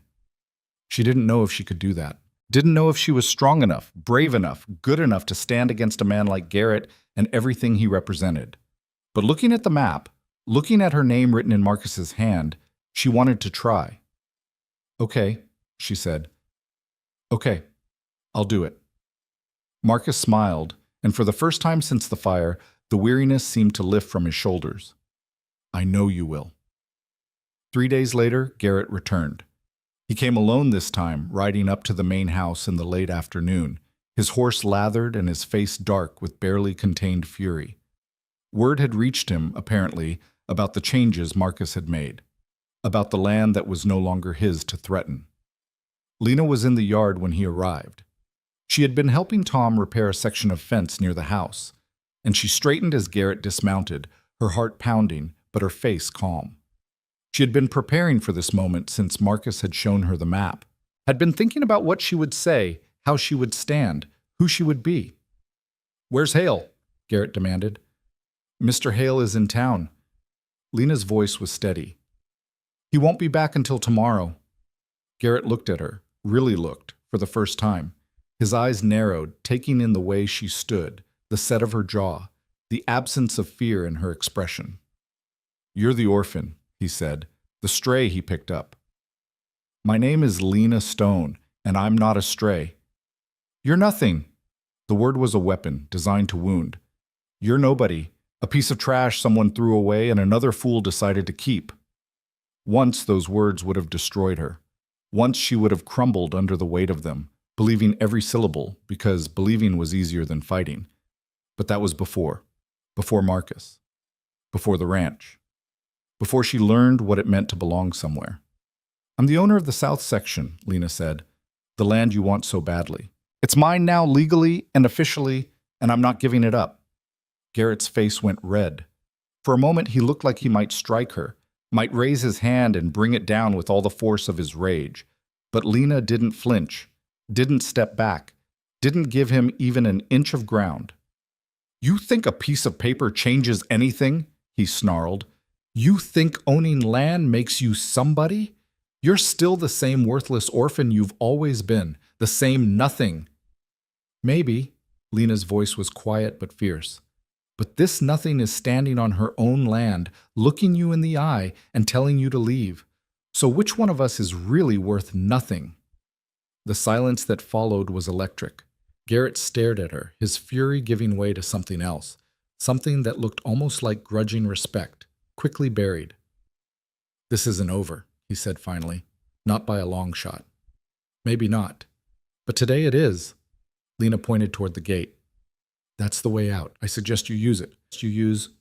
For a moment she thought he might refuse, thought he might escalate, might push the confrontation into violence. But something in her expression, or maybe something in his own calculations, made him stop. He mounted his horse and rode away without another word. Lena watched him go, her heart still pounding, her hands still steady. She had done it. She had stood her ground against the man who wanted to take everything from her, and she hadn't backed down. Not today. Not ever again. When Marcus returned the next day and heard what had happened, he found Lena in the south pasture, standing at the fence line and looking out over the land that was now hers. "Tom told me about Garrett," he said, coming to stand beside her. "About what you said to him. Was I wrong to confront him?" "No." Marcus shook his head. "You were exactly right. You showed him that this land has a defender, that it won't be easy to take. He said it's not over. It probably isn't. Men like Garrett don't give up easily." He paused. "But neither do we." Lena looked out over the pasture, the grass rippling in the wind, the mountains rising in the distance, the sky stretching endless and blue above it all. This was hers. This piece of the world, this corner of existence, belonged to her. Not because someone had given it to her out of pity, not because she had inherited it by accident of birth, but because she had earned it, because she had proven herself worthy. "I used to think being worth something meant being wanted by other people," she said quietly. "I spent my whole life trying to be good enough, useful enough, small enough to make someone keep me. And it never worked.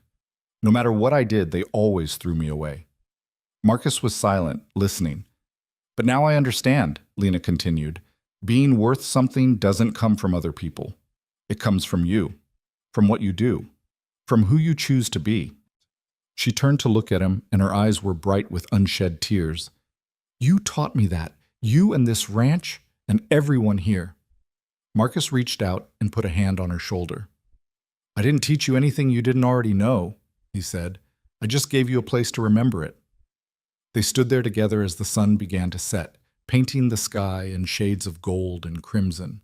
The land spread out before them, vast and beautiful, and full of possibility. And Lena Stone, the girl who had once been left on a trail to die, who had once believed she was worth nothing, stood tall and unafraid. She had a home now, a family, a piece of land to call her own, and she would defend it with everything she had. The autumn that followed was the most peaceful Lena had ever known. The threat of Garrett lingered like a storm cloud on the horizon, but for now, the skies were clear. The ranch settled into its seasonal rhythm. The cattle were brought down from the high pastures, and the last of the hay was stored in the newly rebuilt barn. The days grew shorter, the nights grew colder, and life went on. And Lena went on with it. She was different now, in ways that even she couldn't fully articulate. The girl who had arrived at the ranch 18 months ago, starving, terrified, convinced of her own worthlessness, had been replaced by someone stronger. Someone who walked with her head up and her shoulders back. Someone who looked people in the eye when she spoke and didn't apologize for taking up space. The south section was hers, and she treated it with the fierce protectiveness of someone who had finally found something worth defending. She rode the fence lines every morning, checking for damage, noting the health of the grass and the movement of the wildlife. She learned the contours of the land so thoroughly that she could have navigated it blindfolded, every hill, every hollow, every stream and stone. "You're out there more than the cattle are," Tom joked one evening as they sat around the fire in the bunkhouse. "Starting to think you're part of the landscape." "Maybe I am," Lena said, and she meant it. Marcus watched her transformation with something like wonder. He had hoped, when he brought her to the ranch, that she might heal, that the food and safety and stability might help her become something like the child she should have been. But he hadn't expected this. This fierce, capable young woman who was growing into the land as surely as the roots of the ancient oaks. "You've done well," he told her one afternoon as they rode together through the south pasture. "Better than I could have imagined. I had help. Everyone has help. What matters is what you do with it." He reined his horse to a stop, looking out over the golden grass. "When I found you on that trail, you were barely surviving. Now look at you. You're not just surviving anymore. You're thriving." Lena felt the warmth of his words settle into her chest. She had never been praised like this before.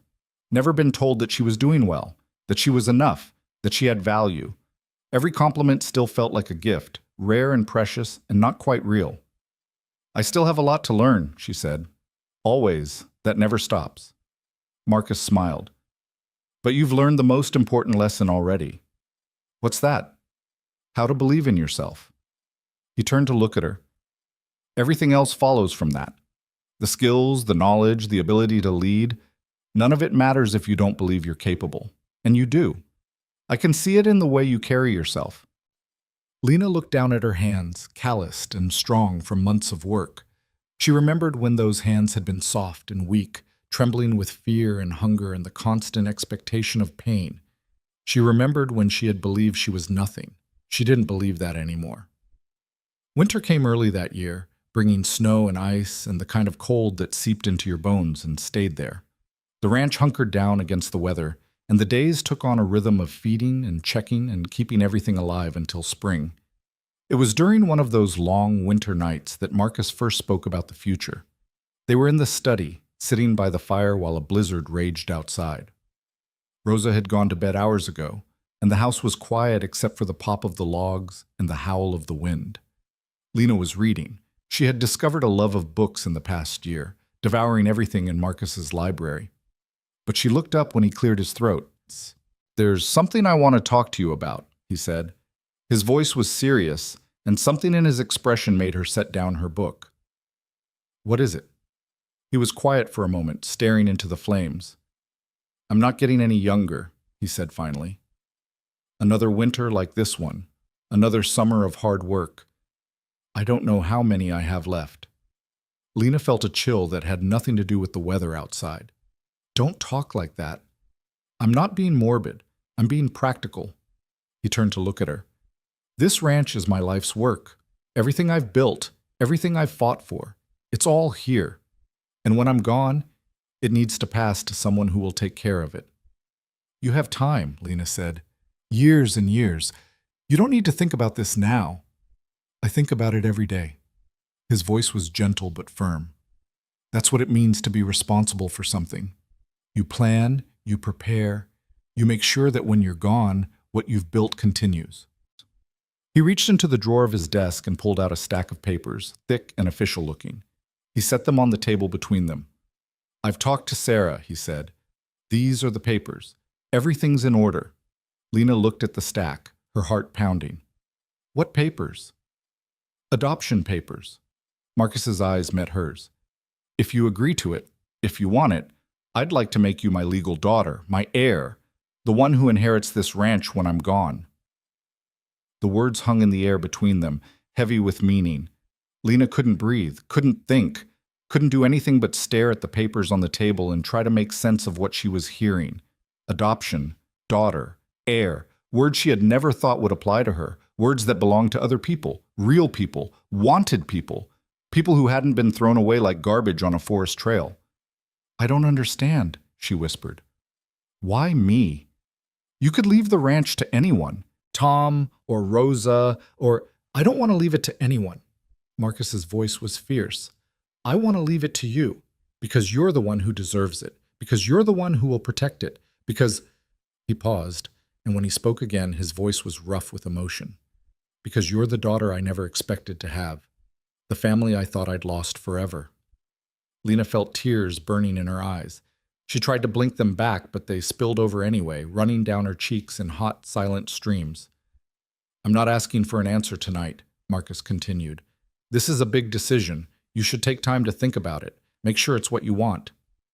"What I want?" The words came out broken, barely audible. "No one's ever asked me what I want. No one's ever cared." "I care." Marcus reached across the table and took her hand. "I care what you want. I care what you feel. I care about you, Lena. Not because of what you can do for this ranch, but because of who you are. And if you decide you don't want this, if you decide you want to leave, find your own path, build your own life somewhere else, I'll support that too. Whatever you choose, I'm on your side." Lena stared at their joined hands, his weathered and worn, hers still young, but marked by work and time.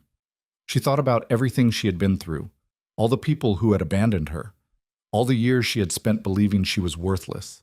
And she thought about Marcus, about how he had stopped on that trail when no one else would have, about how he had given her space instead of demands, trust instead of conditions, about how he had believed in her even when she couldn't believe in herself.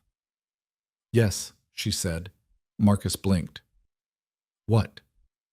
"Yes." Her voice was stronger now, certain. "I don't need time to think about it. I know what I want. I want to stay here. I want to be part of this family. I want—" She took a shaky breath. "I want to be your daughter." For a moment, Marcus didn't move. Then something broke open in his expression, something that had been held tight for years, decades maybe, since he buried his wife and his daughter beneath the old oak tree on the hill. "Come here," he said, his voice rough. And Lena went. He held her while she cried, really cried, not the silent tears she had trained herself to hide, but deep, racking sobs that shook her whole body. He held her and let her cry, and he didn't tell her to stop or be quiet or control herself. He just held her, the way a father holds a child, and let her feel everything she had been too afraid to feel for so long. When the tears finally stopped, Lena pulled back and looked at him. His eyes were wet too, though he hadn't made a sound. "Thank you," she said. "For everything. For saving me." "You saved yourself," Marcus said. "I just gave you a chance." The adoption was finalized in the spring, on a day so beautiful it seemed like the world itself was celebrating. Sarah Pemberton came to the ranch with the final papers, and there was a small ceremony in the study with Rosa and Tom and a few of the ranch hands as witnesses. Lena signed her name, Lena Stonehale, and watched as Marcus signed his, and then it was done. She was his daughter, legally, officially, irrevocably his. Rosa cried. Tom cleared his throat and looked away, and Marcus pulled Lena into another embrace, holding her tight against his chest. "Welcome home," he whispered. "For real this time." They celebrated that night with a feast that Rosa had been planning for weeks. There was roasted beef and fresh bread and vegetables from the greenhouse, and someone had managed to procure a cake from the bakery in town, chocolate, with white frosting and Lena's new name written across the top in careful script. The ranch hands raised glasses of whiskey and cider, toasting to Lena, to Marcus, to the future of the ranch. There was music and laughter and the kind of joy that comes from being surrounded by people who care about you. Lena sat in the middle of it all, still not quite able to believe it was real. She had a family now, a father, a home that was legally, permanently hers. She had everything she had ever wanted, everything she had ever dreamed of, everything she had once believed was impossible. And it terrified her, because she knew better than anyone that good things didn't last, that happiness was temporary, that the moment you started to believe you were safe, the world would find a way to prove you wrong. She tried to push the fear away, tried to focus on the celebration around her, but it lingered in the back of her mind, a shadow that wouldn't quite disappear. What if this was all a dream? What if she woke up tomorrow and found herself back on that forest trail, alone and abandoned and forgotten? What if she lost everything again? Marcus found her later that night, after the celebration had wound down and the guests had gone home. She was sitting on the porch, wrapped in a blanket, staring up at the stars. "Can't sleep?" he asked, settling into the chair beside her. "Too much to think about." "Good thoughts or bad thoughts?" Lena was quiet for a moment. "Both," she admitted. "I keep waiting for something to go wrong, for all of this to disappear." "Ah," Marcus nodded slowly. "I know that feeling." "You do?" "Of course." When Catherine and I first started building this place, I spent years convinced that it would all fall apart, that we'd lose the land, lose the cattle, lose each other. I'd wake up in the middle of the night, heart pounding, certain that disaster was just around the corner. What changed? Nothing changed. He smiled. I just learned to live with the fear, to accept that bad things might happen, but that didn't mean I should stop enjoying the good things while I had them. He turned to look at her. The fear never goes away completely, Lena. Not when you've lost as much as we have. But it gets smaller, and the joy gets bigger. Eventually, the joy wins. How long does that take? Different for everyone. But I can tell you this, it's already started for you. I've seen it. The way you smile now, the way you laugh, the way you look at this land like it's part of your soul. He paused. You're healing, Lena, even if it doesn't feel like it yet. She wanted to believe him. She wanted to believe that the fear would fade, that the joy would grow, that she would eventually stop waiting for the other shoe to drop. But the shadow was still there, lurking in the corners of her mind. And somewhere deep down, she knew it would take more than words to make it go away.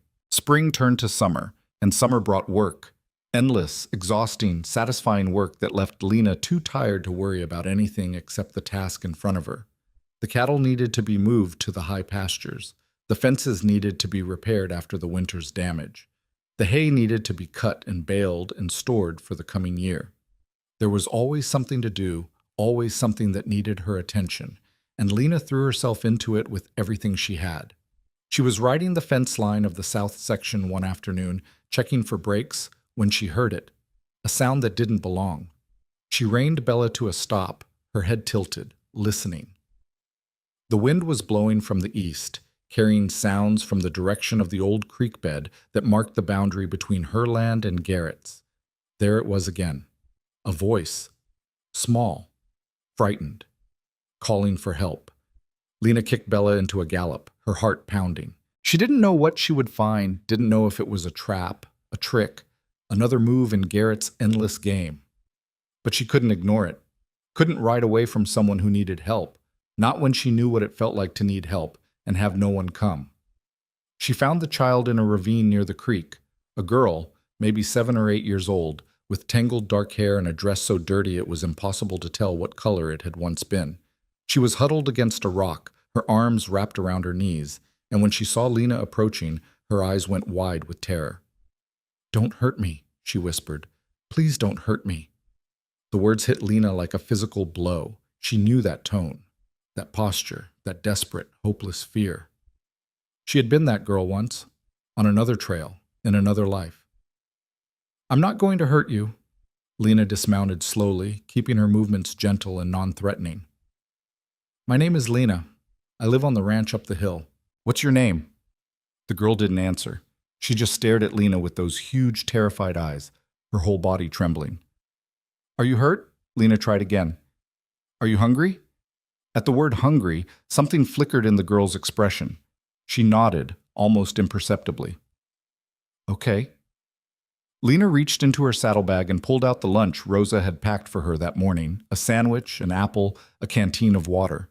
She set them on the ground between her and the girl, then stepped back to give her space. "It's for you," she said. "Take as much as you want. I won't come any closer." The girl stared at the food like it might explode. Then, slowly, hesitantly, she crawled forward and grabbed the sandwich. She tore into it with a ferocity that made Lena's heart ache, barely chewing before she swallowed, already reaching for the apple before the first bite was finished. Lena watched her eat, and she felt something shift inside her chest, a recognition, a responsibility. "Where are your parents?" she asked gently, once the girl had slowed down enough to breathe. "Don't have any." The words came out flat, empty. "Mama died last winter. Papa left before I was born." "Who's taking care of you?" "Nobody." The girl wiped her mouth with the back of her hand. "I was living with the Hendersons, but they said they couldn't afford to feed me anymore. They put me on a wagon and told me to go find work somewhere else." The same story, the same abandonment, the same cruelty dressed up as necessity. Lena felt rage building in her chest, rage at the Hendersons, at everyone who had ever thrown away a child like garbage. at a world that could be so casually brutal to the most vulnerable people in it, but she forced the rage down. It wouldn't help right now. What would help was action. "What's your name?" she asked again. This time the girl answered. "Molly." "Molly," Lena smiled, trying to make her voice as warm and safe as possible. "I want you to come with me, back to my ranch. You can have a real meal, a bath, a bed to sleep in. Nobody's going to hurt you there. Nobody's going to send you away." Molly stared at her, distrust written across every inch of her face. "Why would you help me? You don't know me." "I know enough." Lena thought about Marcus, about how he had stopped on that trail when no one else would have, about how he had offered her food without asking for anything in return. "I know what it's like to be alone and scared and convinced that no one in the world cares whether you live or die. And I know that sometimes all it takes to change everything is one person who stops." She held out her hand. "Let me be that person for you," she said, "the way someone was that person for me." Molly looked at her hand, looked at her face, looked at the horse waiting patiently behind her, and then, slowly, she reached out and took it. Marcus met them in the yard when they arrived. He had been working in the barn, but he came out when he heard the hoofbeats, wiping his hands on a rag. His eyes widened when he saw Molly sitting in front of Lena on the horse, small and dirty and clearly terrified. "Who do we have here?" he asked, his voice carefully gentle. "This is Molly." Lena dismounted and helped the girl down after her. "I found her in the ravine by the south boundary. She's been abandoned, same as I was." Something passed across Marcus's face. A shadow of old pain, old memories. He looked at Molly, really looked, and Lena knew he was seeing the same thing she had seen. Himself, all those years ago, facing a choice about whether to help a stranger or ride on by. "Welcome to the ranch, Molly," he said. "Let's get you inside and get some food in you." Molly looked at Lena, uncertain. Lena nodded. "It's okay," she said. "He's my father. He's the one who saved me, and he'll help you too." Rosa fussed over Molly like she was a long-lost granddaughter, drawing her a bath and finding her clean clothes and preparing a meal that was more food than the girl had probably seen in weeks. Molly ate in silence, her eyes darting around the kitchen like she expected someone to come and take it all away. Lena sat with her, not pushing, not asking questions, just being there, being present, being the steady, safe presence that she had so desperately needed when she first arrived at this ranch. After the meal, Rosa took Molly upstairs to one of the spare bedrooms, and Lena found herself alone with Marcus in the kitchen. "She's in bad shape," Marcus said quietly. "Worse than you were, maybe. She's been through a lot. So have you." He looked at her. "Are you sure about this, Lena? Taking on a child is a big responsibility. It changes everything." "I know." Lena thought about the girl upstairs, small and broken and so desperately in need of someone to care. "But I didn't have a choice, Marcus. I saw her there, and I knew. I knew I had to help her, because you helped me, because that's what this ranch is supposed to be." "What do you mean?" "A place where people who've been thrown away can find a home." She met his eyes. "That's what it was for me. That's what it can be for her. And maybe for others too. I don't know yet. But I know that I can't ride past someone in need, not after everything, not anymore." Marcus was quiet for a long moment. Then he nodded slowly. "You're right," he said.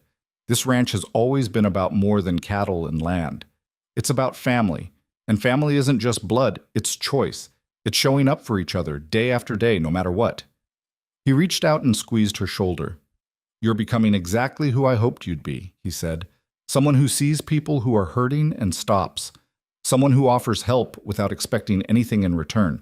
Someone who—" His voice cracked. "Someone who makes me proud to call her my daughter." Lena felt tears prick her eyes again. She had cried more in the past 2 years than in the entire decade before, but these tears were different. These tears were born of joy, not grief, of love, not loss. "Thank you," she whispered. "Don't thank me." Marcus smiled. "Thank yourself. You're the one who chose to stop. You're the one who chose to care." The days that followed were challenging. Molly didn't trust easily, She flinched at loud noises and cowered away from sudden movements. She hoarded food in her room, hiding bread and cheese under her pillow like treasures that might be taken away at any moment. She barely spoke, and when she did, her voice was small and hesitant, as if she expected to be punished for making a sound. Lena recognized all of it, every fear, every defense mechanism, every survival strategy. She had done the same things when she first arrived at the ranch. The same hiding, the same hoarding, the same desperate attempts to make herself small and invisible. So she gave Molly the same thing Marcus had given her: space. "You don't have to talk if you don't want to," she told the girl one morning, as they sat together on the porch watching the sunrise. "You don't have to do anything you're not ready for. You can just be. Be here. Be safe. Be whatever you need to be." Molly didn't respond, but something in her expression softened, just a little. The breakthrough came a week later. Lena was in the barn grooming Bella when Molly appeared in the doorway. She stood there for a long moment, watching Lena work, before finally speaking. "Can I help?" It was the first time she had offered anything, the first time she had reached out instead of pulling back. Lena felt her heart swell with something that felt like hope. "Of course." She handed Molly a brush. "Here, you can work on her mane. She likes it when you start at the top and work your way down." They groomed the horse together in silence, the rhythm of the work creating a kind of peace that words couldn't have achieved. And when they were finished, Molly looked up at Lena with something new in her eyes. "Thank you," she said quietly, "for finding me, for stopping."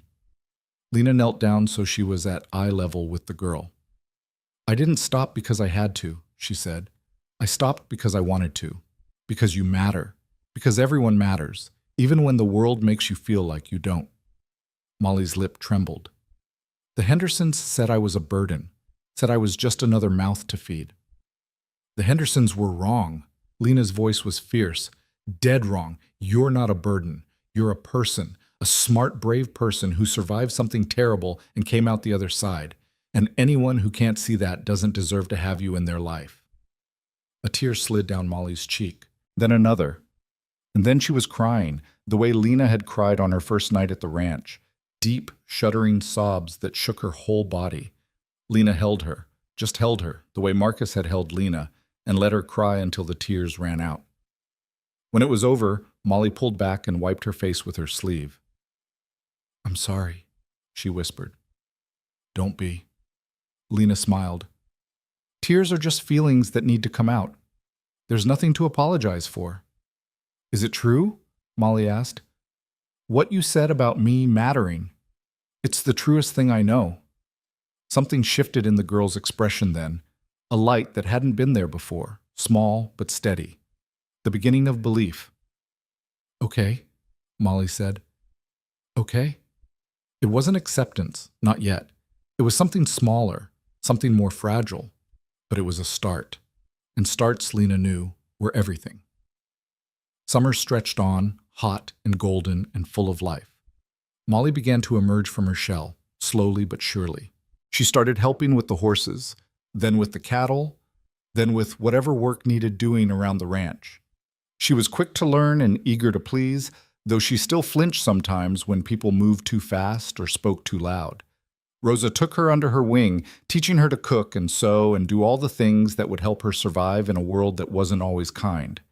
Tom and the ranch hands treated her with the same gruff affection they showed Lena, including her in their conversations and their jokes and their evening gatherings around the fire.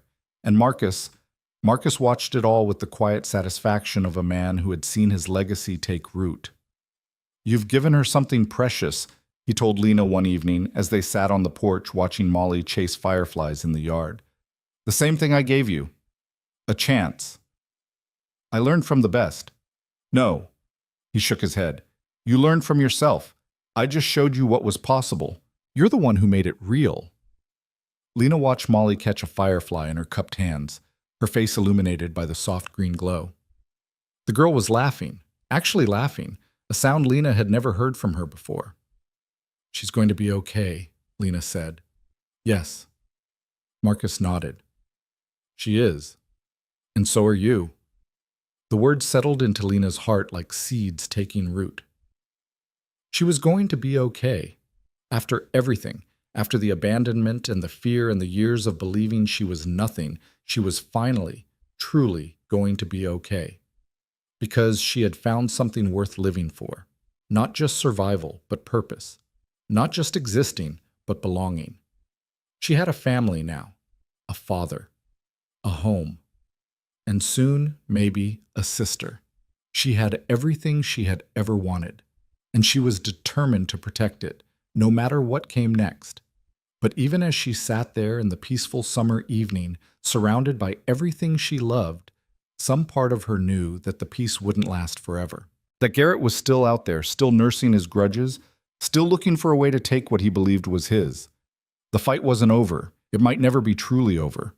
But for now, for this moment, there was peace. There was joy.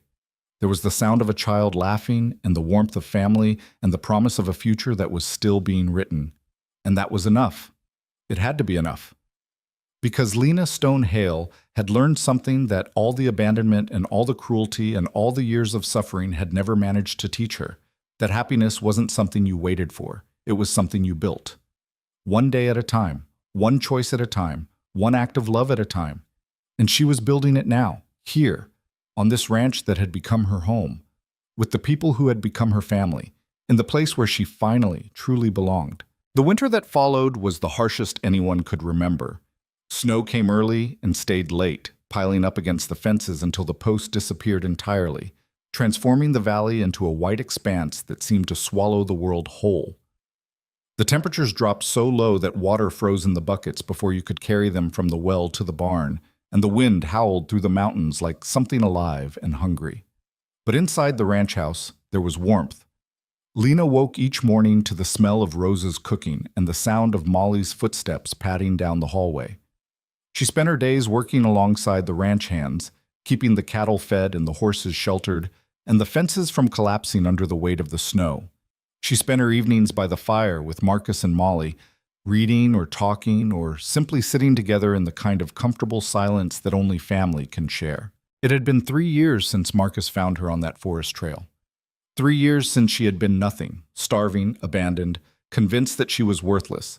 Now she was 17 years old, legally adopted, the heir to one of the largest ranches in the territory. And she had a sister.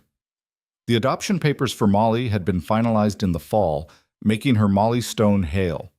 She was 9 now, still small for her age, but no longer fragile, no longer flinching at every sound or hoarding food under her pillow. She had bloomed under the ranch's care the same way Lena had, transforming from a terrified waif into a spirited, curious child who asked endless questions and laughed at Tom's terrible jokes and followed Lena around like a shadow. "She worships you," Rosa observed one afternoon, watching Molly help Lena with the dishes. "You know that, right?" Lena felt her cheeks warm. "She just wants to learn. She wants to be like you." Rosa smiled. "Can't say I blame her. You've become quite a woman, Lena Stone Hale." The words settled into Lena's heart like sunlight. She still wasn't used to compliments, still felt that old instinct to deflect or minimize whenever someone said something kind. But she was learning to accept them, learning to believe that maybe, just maybe, she deserved them. Spring arrived slowly, melting the snow inch by inch, revealing the green grass beneath like a promise being kept. The cattle were moved back to the high pastures, the fences were repaired, and the ranch stirred back to life after the long winter's sleep. It was during one of those early spring days, when the air was still crisp but the sun was warm on your face, that Marcus called Lena into his study. "Close the door," he said. "We need to talk." Something in his tone made Lena's stomach tighten. She did as he asked, settling into the chair across from his desk, with a sense of foreboding she couldn't quite explain. Marcus looked older than he had 3 years ago. The lines on his face had deepened, and his hair had gone from gray-streaked to almost entirely white. But his eyes were still sharp, still full of the quiet intelligence that had built this ranch from nothing. "I've been to see the doctor in town," he said without preamble. "Last week, while you were moving the cattle." Lena felt the blood drain from her face. "What? Why didn't you tell me?" "Because I wanted to know what I was dealing with before I worried you." He paused, and something flickered across his expression, something that looked like acceptance. "My heart, Lena. It's been giving me trouble for a while now. Shortness of breath, chest pains, the usual. I thought it was just age, but the doctor says it's more than that. How much more? He can't say for certain. Could be years, could be months. Marcus met her eyes steadily. Could be tomorrow. The words hit Lena like a physical blow. She had known, somewhere in the back of her mind, that Marcus wouldn't live forever. He was in his late 60s now, and ranch work was hard on a body. But knowing something intellectually and facing it as reality were two very different things. There must be something we can do, she said, her voice barely above a whisper. Medicine, rest, something. I'm doing what the doctor recommended. Resting more, working less. Marcus smiled, though it didn't quite reach his eyes. But I wanted you to know the truth. No secrets between us.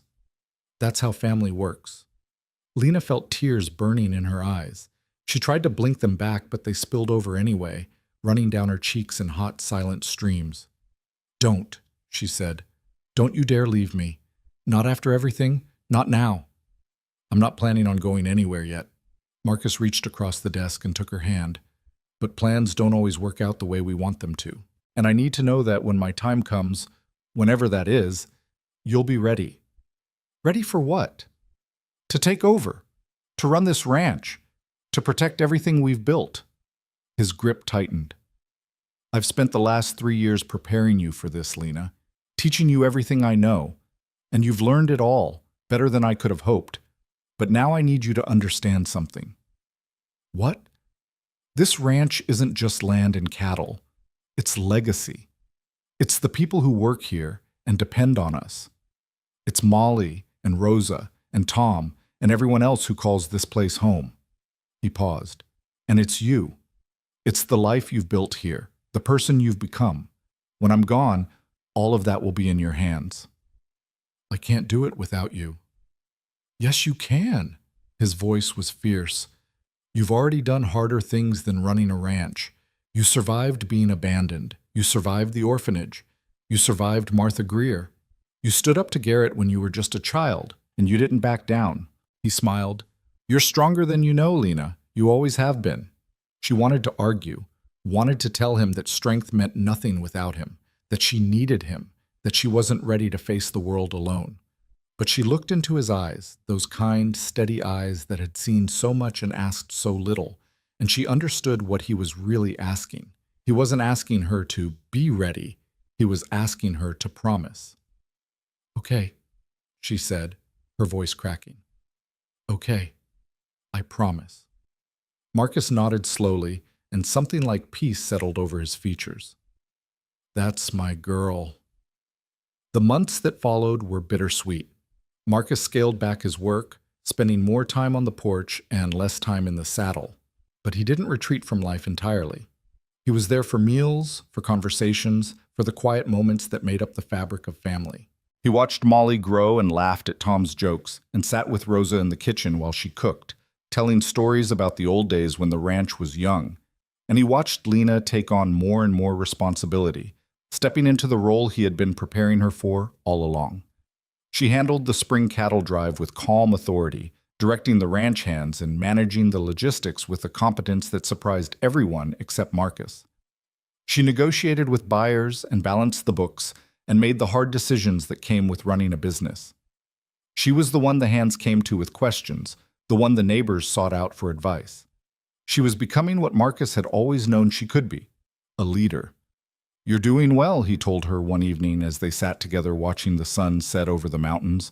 Better than I did at your age. You built all this from nothing. I'm just maintaining what you created. Maintaining is harder than building. Building is all fire and ambition. Maintaining takes patience, wisdom, consistency. He turned to look at her. You have all of those things. And more. Lena didn't know what to say. So she just sat there, watching the colors shift across the sky, and tried to memorize every detail of the moment. The warmth of the air, the smell of grass and horses, the sound of Marcus breathing beside her. She knew these moments were numbered, and she wanted to hold on to each one for as long as she could. Summer came, hot and golden and full of life. Molly turned 10, and they threw her a party with cake and presents, and all the ranch hands singing happy birthday, in voices that were more enthusiastic than musical. She blew out her candles and made a wish, and when Lena asked what she had wished for, she just smiled and said it was a secret. Wishes only come true if you keep them to yourself, she explained, with the solemn certainty of a child who had learned to believe in magic again. Garrett had been quiet for nearly 2 years now. No threats, no visits, no lawyers appearing with paperwork. Some said he had given up, moved on to easier targets. Others said he was biding his time, waiting for Marcus to die so he could make his move on the widow's ranch. Except there would be no widow. There would be Lena. And Lena was not someone who could be pushed around. She proved that in August when Garrett finally made his appearance. He came with a different approach this time. Not threats or intimidation, but an offer. A generous one, on paper. He wanted to buy the south section, the land that Lena had been given, the land his father had lost all those years ago. He was willing to pay above market value, he said. It was a fair deal. Everyone would benefit. Lena received him in the study, sitting behind Marcus's desk like she belonged there. Because she did. "Mr. Garrett," she said, her voice cool and professional, "thank you for coming all this way. I'm afraid you've wasted your time. You haven't even heard my offer." "I don't need to hear it. The south section isn't for sale. Not to you, not to anyone." Garrett's expression flickered. Annoyance, maybe, or grudging respect. "You're making a mistake. That land isn't worth dying over." "Who said anything about dying?" Lena stood, placing her hands flat on the desk. "This land has been in the Hale family for 3 generations. It's mine now, legally and rightfully, and I intend to keep it that way." "Things change. People change." Garrett's voice hardened. "The old man won't be around forever." "No, he won't." Lena felt her jaw tighten. "But I will. And so will my sister, and so will our children and their children after them. This ranch will still be standing long after you and I are both dust in the ground, and the Garrett family will never own a single acre of it." She came around the desk and walked to the door, pulling it open. "Now, if you'll excuse me, I have work to do. Tom will see you out." Garrett stared at her for a long moment. Something shifted in his expression, not anger exactly, but something more complicated. Recognition, maybe. Acknowledgement of an opponent who is not going to back down. "You've got spine," he said finally. "I'll give you that. I've got more than spine. I've got family, I've got home, and I've got everything worth fighting for." She met his eyes without flinching. "What do you have, Mr. Garrett? Besides old grudges and land you can't possess?" He didn't answer. He just turned and walked out, his boots echoing on the wooden floor. Lena watched him go, her heart pounding but her hands steady. When she turned around, Marcus was standing in the doorway of the kitchen. He had heard everything. "Well done," he said quietly. "I learned from the best." Fall arrived with a blaze of color that took Lena's breath away. The mountains erupted into flames of red and gold, and the air turned crisp and clear, and the world felt like it was holding its breath before the long winter's sleep. Marcus grew weaker as the days shortened. He spent more time in bed, more time resting, more time just sitting and watching the land he loved transform around him. But he wasn't sad. He wasn't bitter. He was peaceful. "I've had a good life," he told Lena one evening as she sat beside his bed holding his hand. "Better than I deserved, probably. Catherine, this ranch, the family I built here." He squeezed her fingers. "You. Don't talk like you're saying goodbye." "I'm not saying goodbye. I'm saying thank you."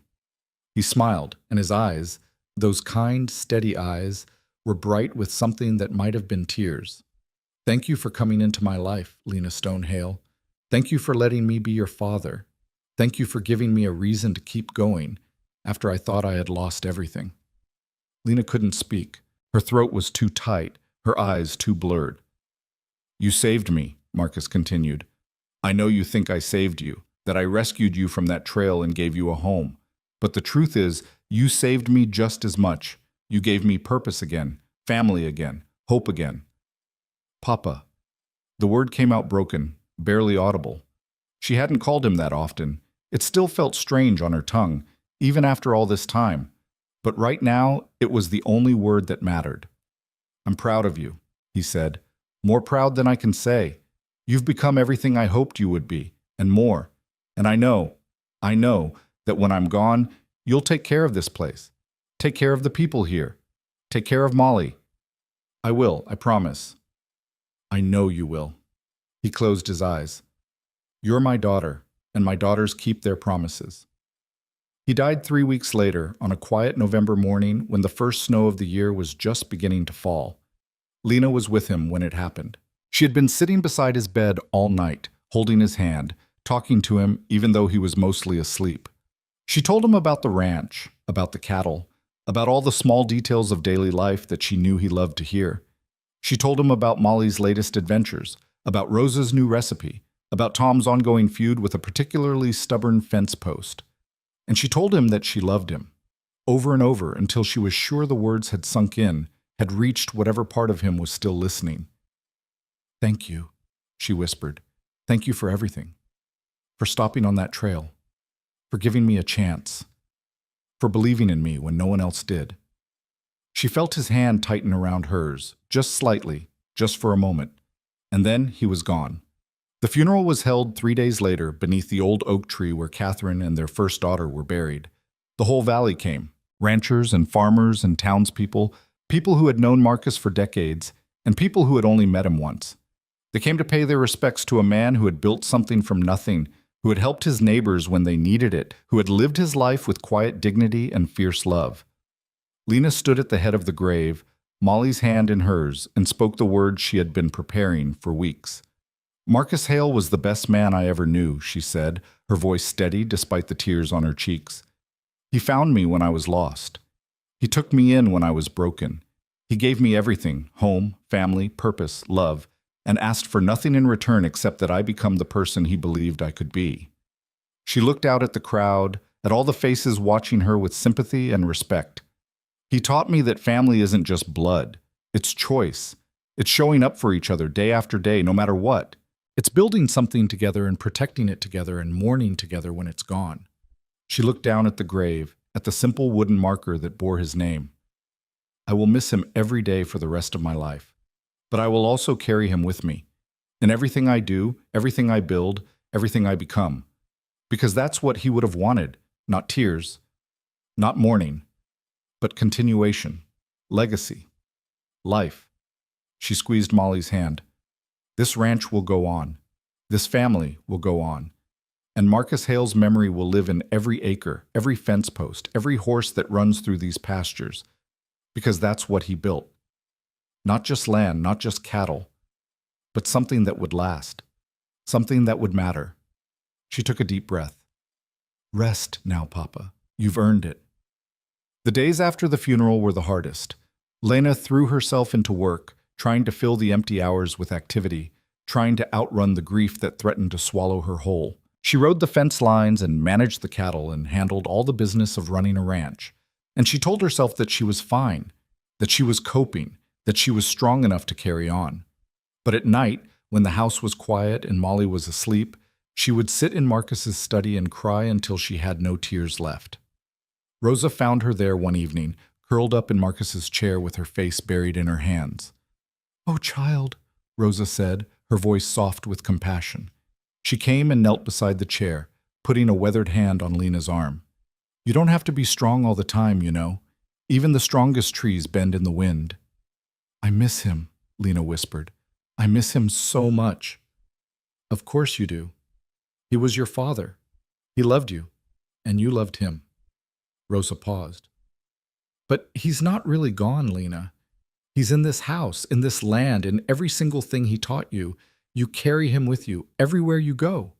It's not the same. No, it's not." Rosa smiled sadly.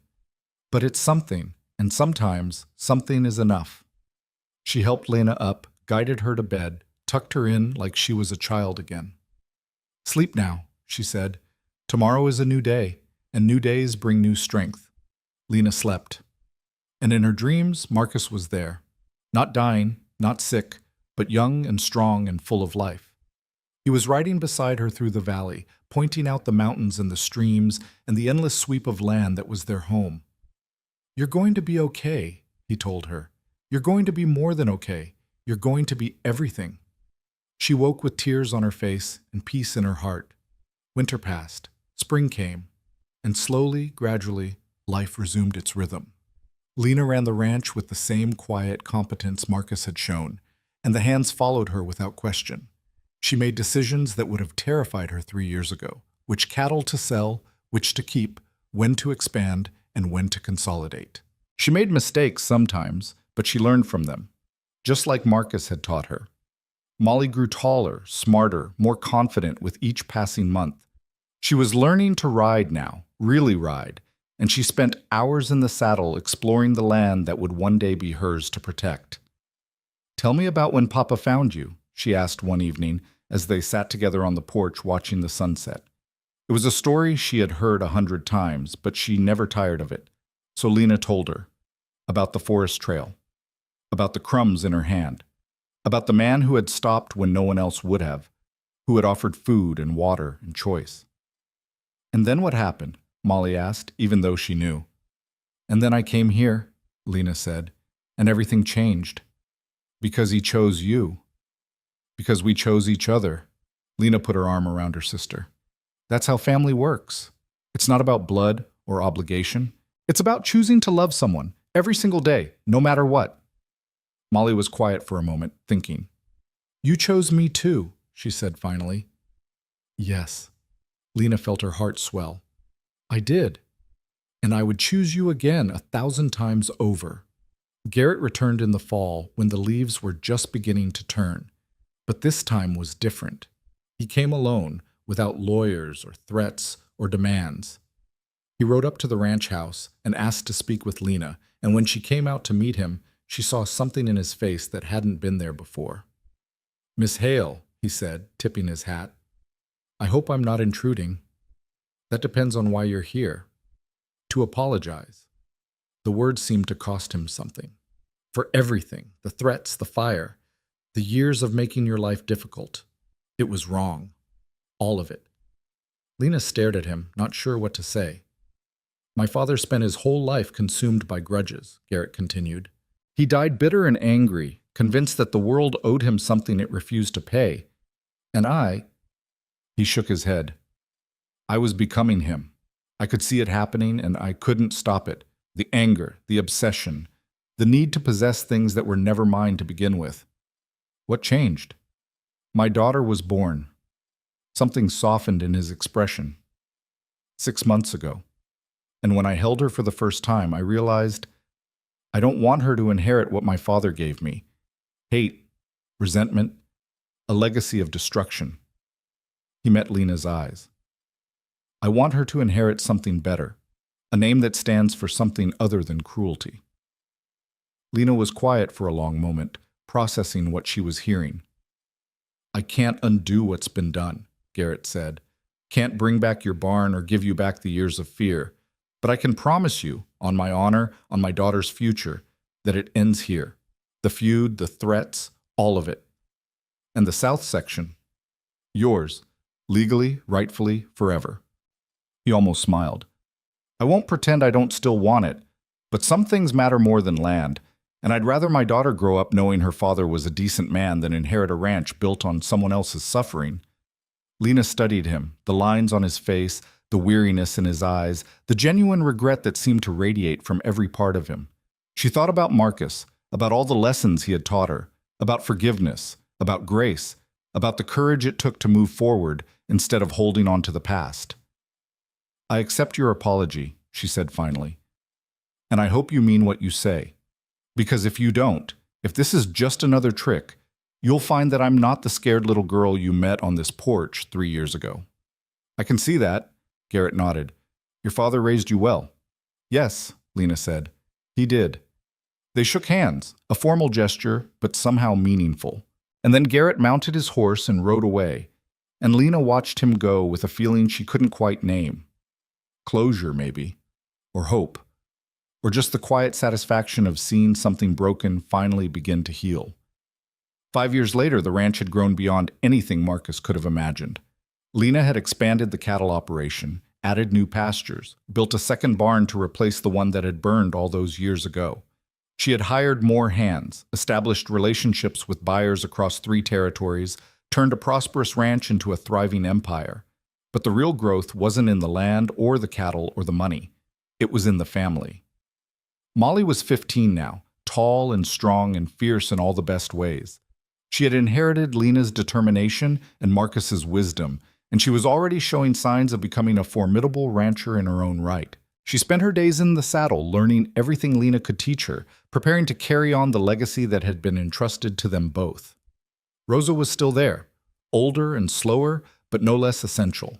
She had become the grandmother neither girl had ever had, dispensing wisdom and comfort and chocolate chip cookies in equal measure. Tom had been promoted to foreman, running the day-to-day operations with the same quiet competence he had shown for decades. The other hands, some old, some new, worked alongside him with loyalty and respect. And there were others now, too. Children who had shown up at the ranch the same way Lena and Molly had, abandoned, lost, in need of somewhere to belong. Lena had taken them in, one by one, giving them the same chance Marcus had given her. Because that was what the ranch was for. That was what it had always been for. Not just cattle and land, but family, legacy, home. It was a summer evening, golden and warm, when Lena finally understood the full weight of what Marcus had given her. She was standing at the gate that marked the boundary of the property, looking out over the valley she had come to know better than her own heartbeat. The sun was setting behind the mountains, painting the sky in shades of orange and pink and purple, and the land stretched out before her like a promise being kept. Molly came to stand beside her, and together they watched the light fade. "Do you remember the day Papa found you?"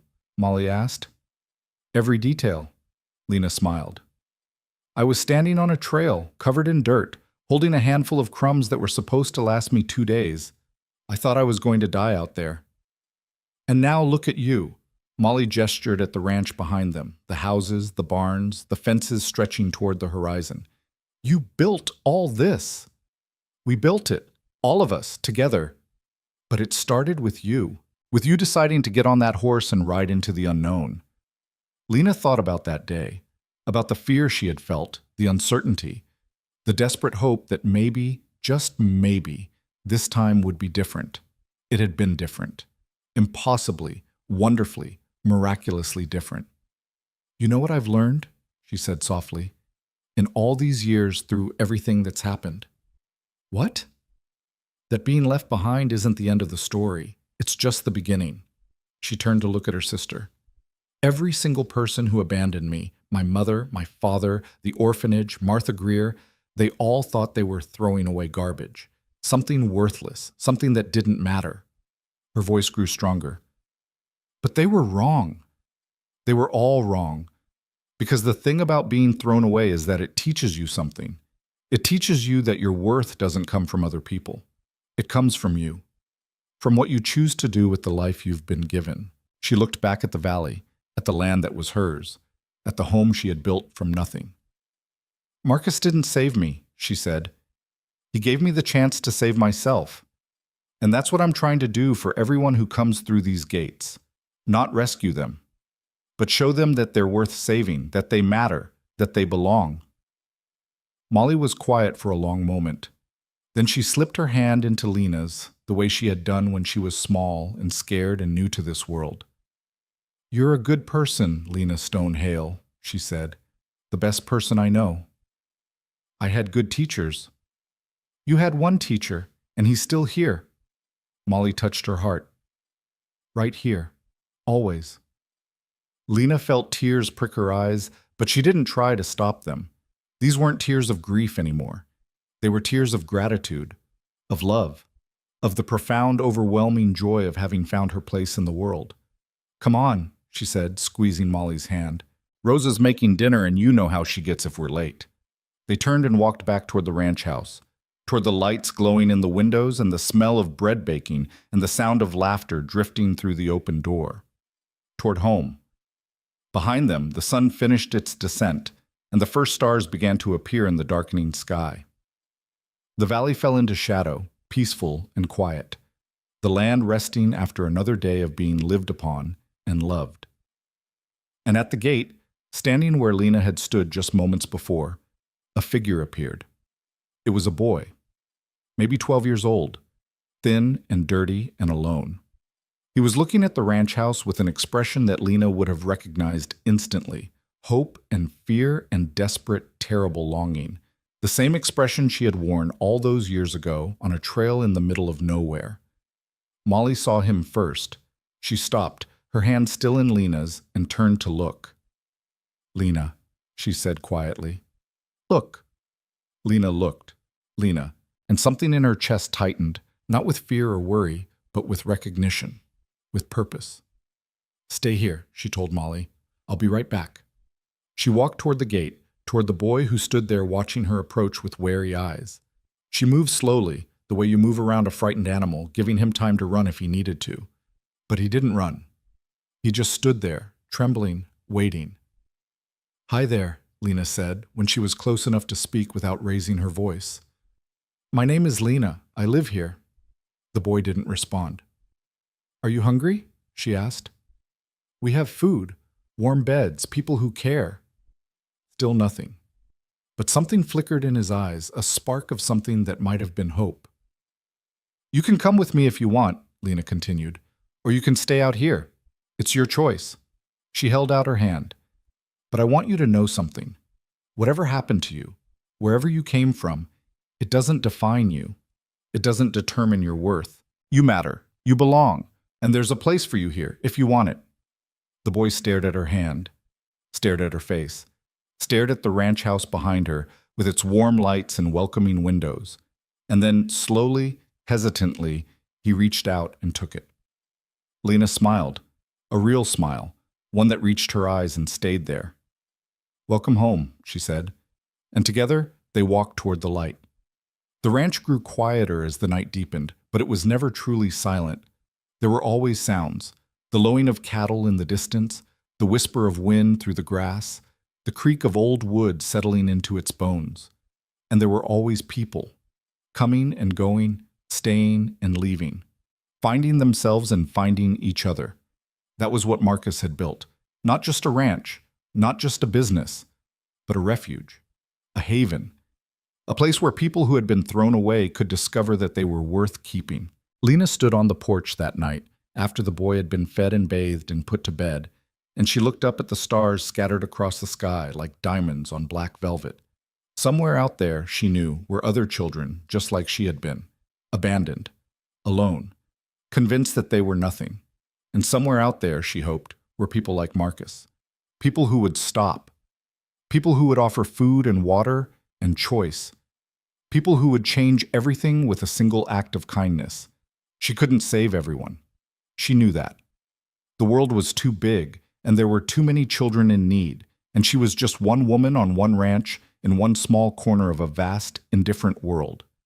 But she could save some, one at a time, the way she had been saved. And maybe that was enough. Maybe that was all anyone could do, light one small candle against the darkness and hope that others would do the same. "Papa," she whispered, her voice barely audible in the quiet night, "I hope I'm making you proud." There was no answer. There never was. But somehow, in the warmth of the night and the peace of the valley and the knowledge of all the lives she had touched, she felt it anyway. Pride, love, approval. The things Marcus had given her, still giving, even now.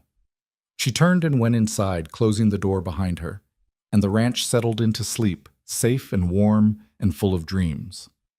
In the morning, there would be work to do, cattle to tend, fences to mend, children to teach and guide and love. There would be challenges and setbacks and moments of doubt, but there would also be joy, laughter, the slow, steady accumulation of moments that made up a life well lived. Because that was what Lena Stone Hale had learned in all her years of being abandoned and found, of being broken and healed, of being nothing and becoming everything. Life wasn't about the bad things that happened to you. It was about what you did afterward. It was about choosing to get up when you fell down. It was about choosing to hope when hope seemed impossible. It was about choosing to love when love seemed dangerous. And it was about choosing to stop, to reach out your hand, to offer food and water and shelter when you saw someone standing alone on the trail, waiting for someone to care. Marcus Hale had made that choice all those years ago. And now Lena was making it too, over and over, for as long as she lived, Because that was what it meant to be someone who mattered, not waiting for the world to give you worth, but going out and creating it yourself. One choice at a time, one life at a time, one hand reaching out for another in the darkness, finding each other, holding on. The girl who had once been left on a trail to die was now a woman who opened her doors to the lost and the broken and the thrown away. And she would keep opening them, forever, no matter what. Because home wasn't a place you were born into. It was a place you built, a place you earned, a place you shared with the people who chose to love you and the people you chose to love in return. And Lena Stone Hale had the biggest, warmest, most beautiful home in the entire world. Not because of the land or the cattle or the money, but because of the family, the legacy, the love. The proof that even the most broken things could be made whole again. The proof that nobody was ever truly nothing. The story that had started with abandonment ended with belonging.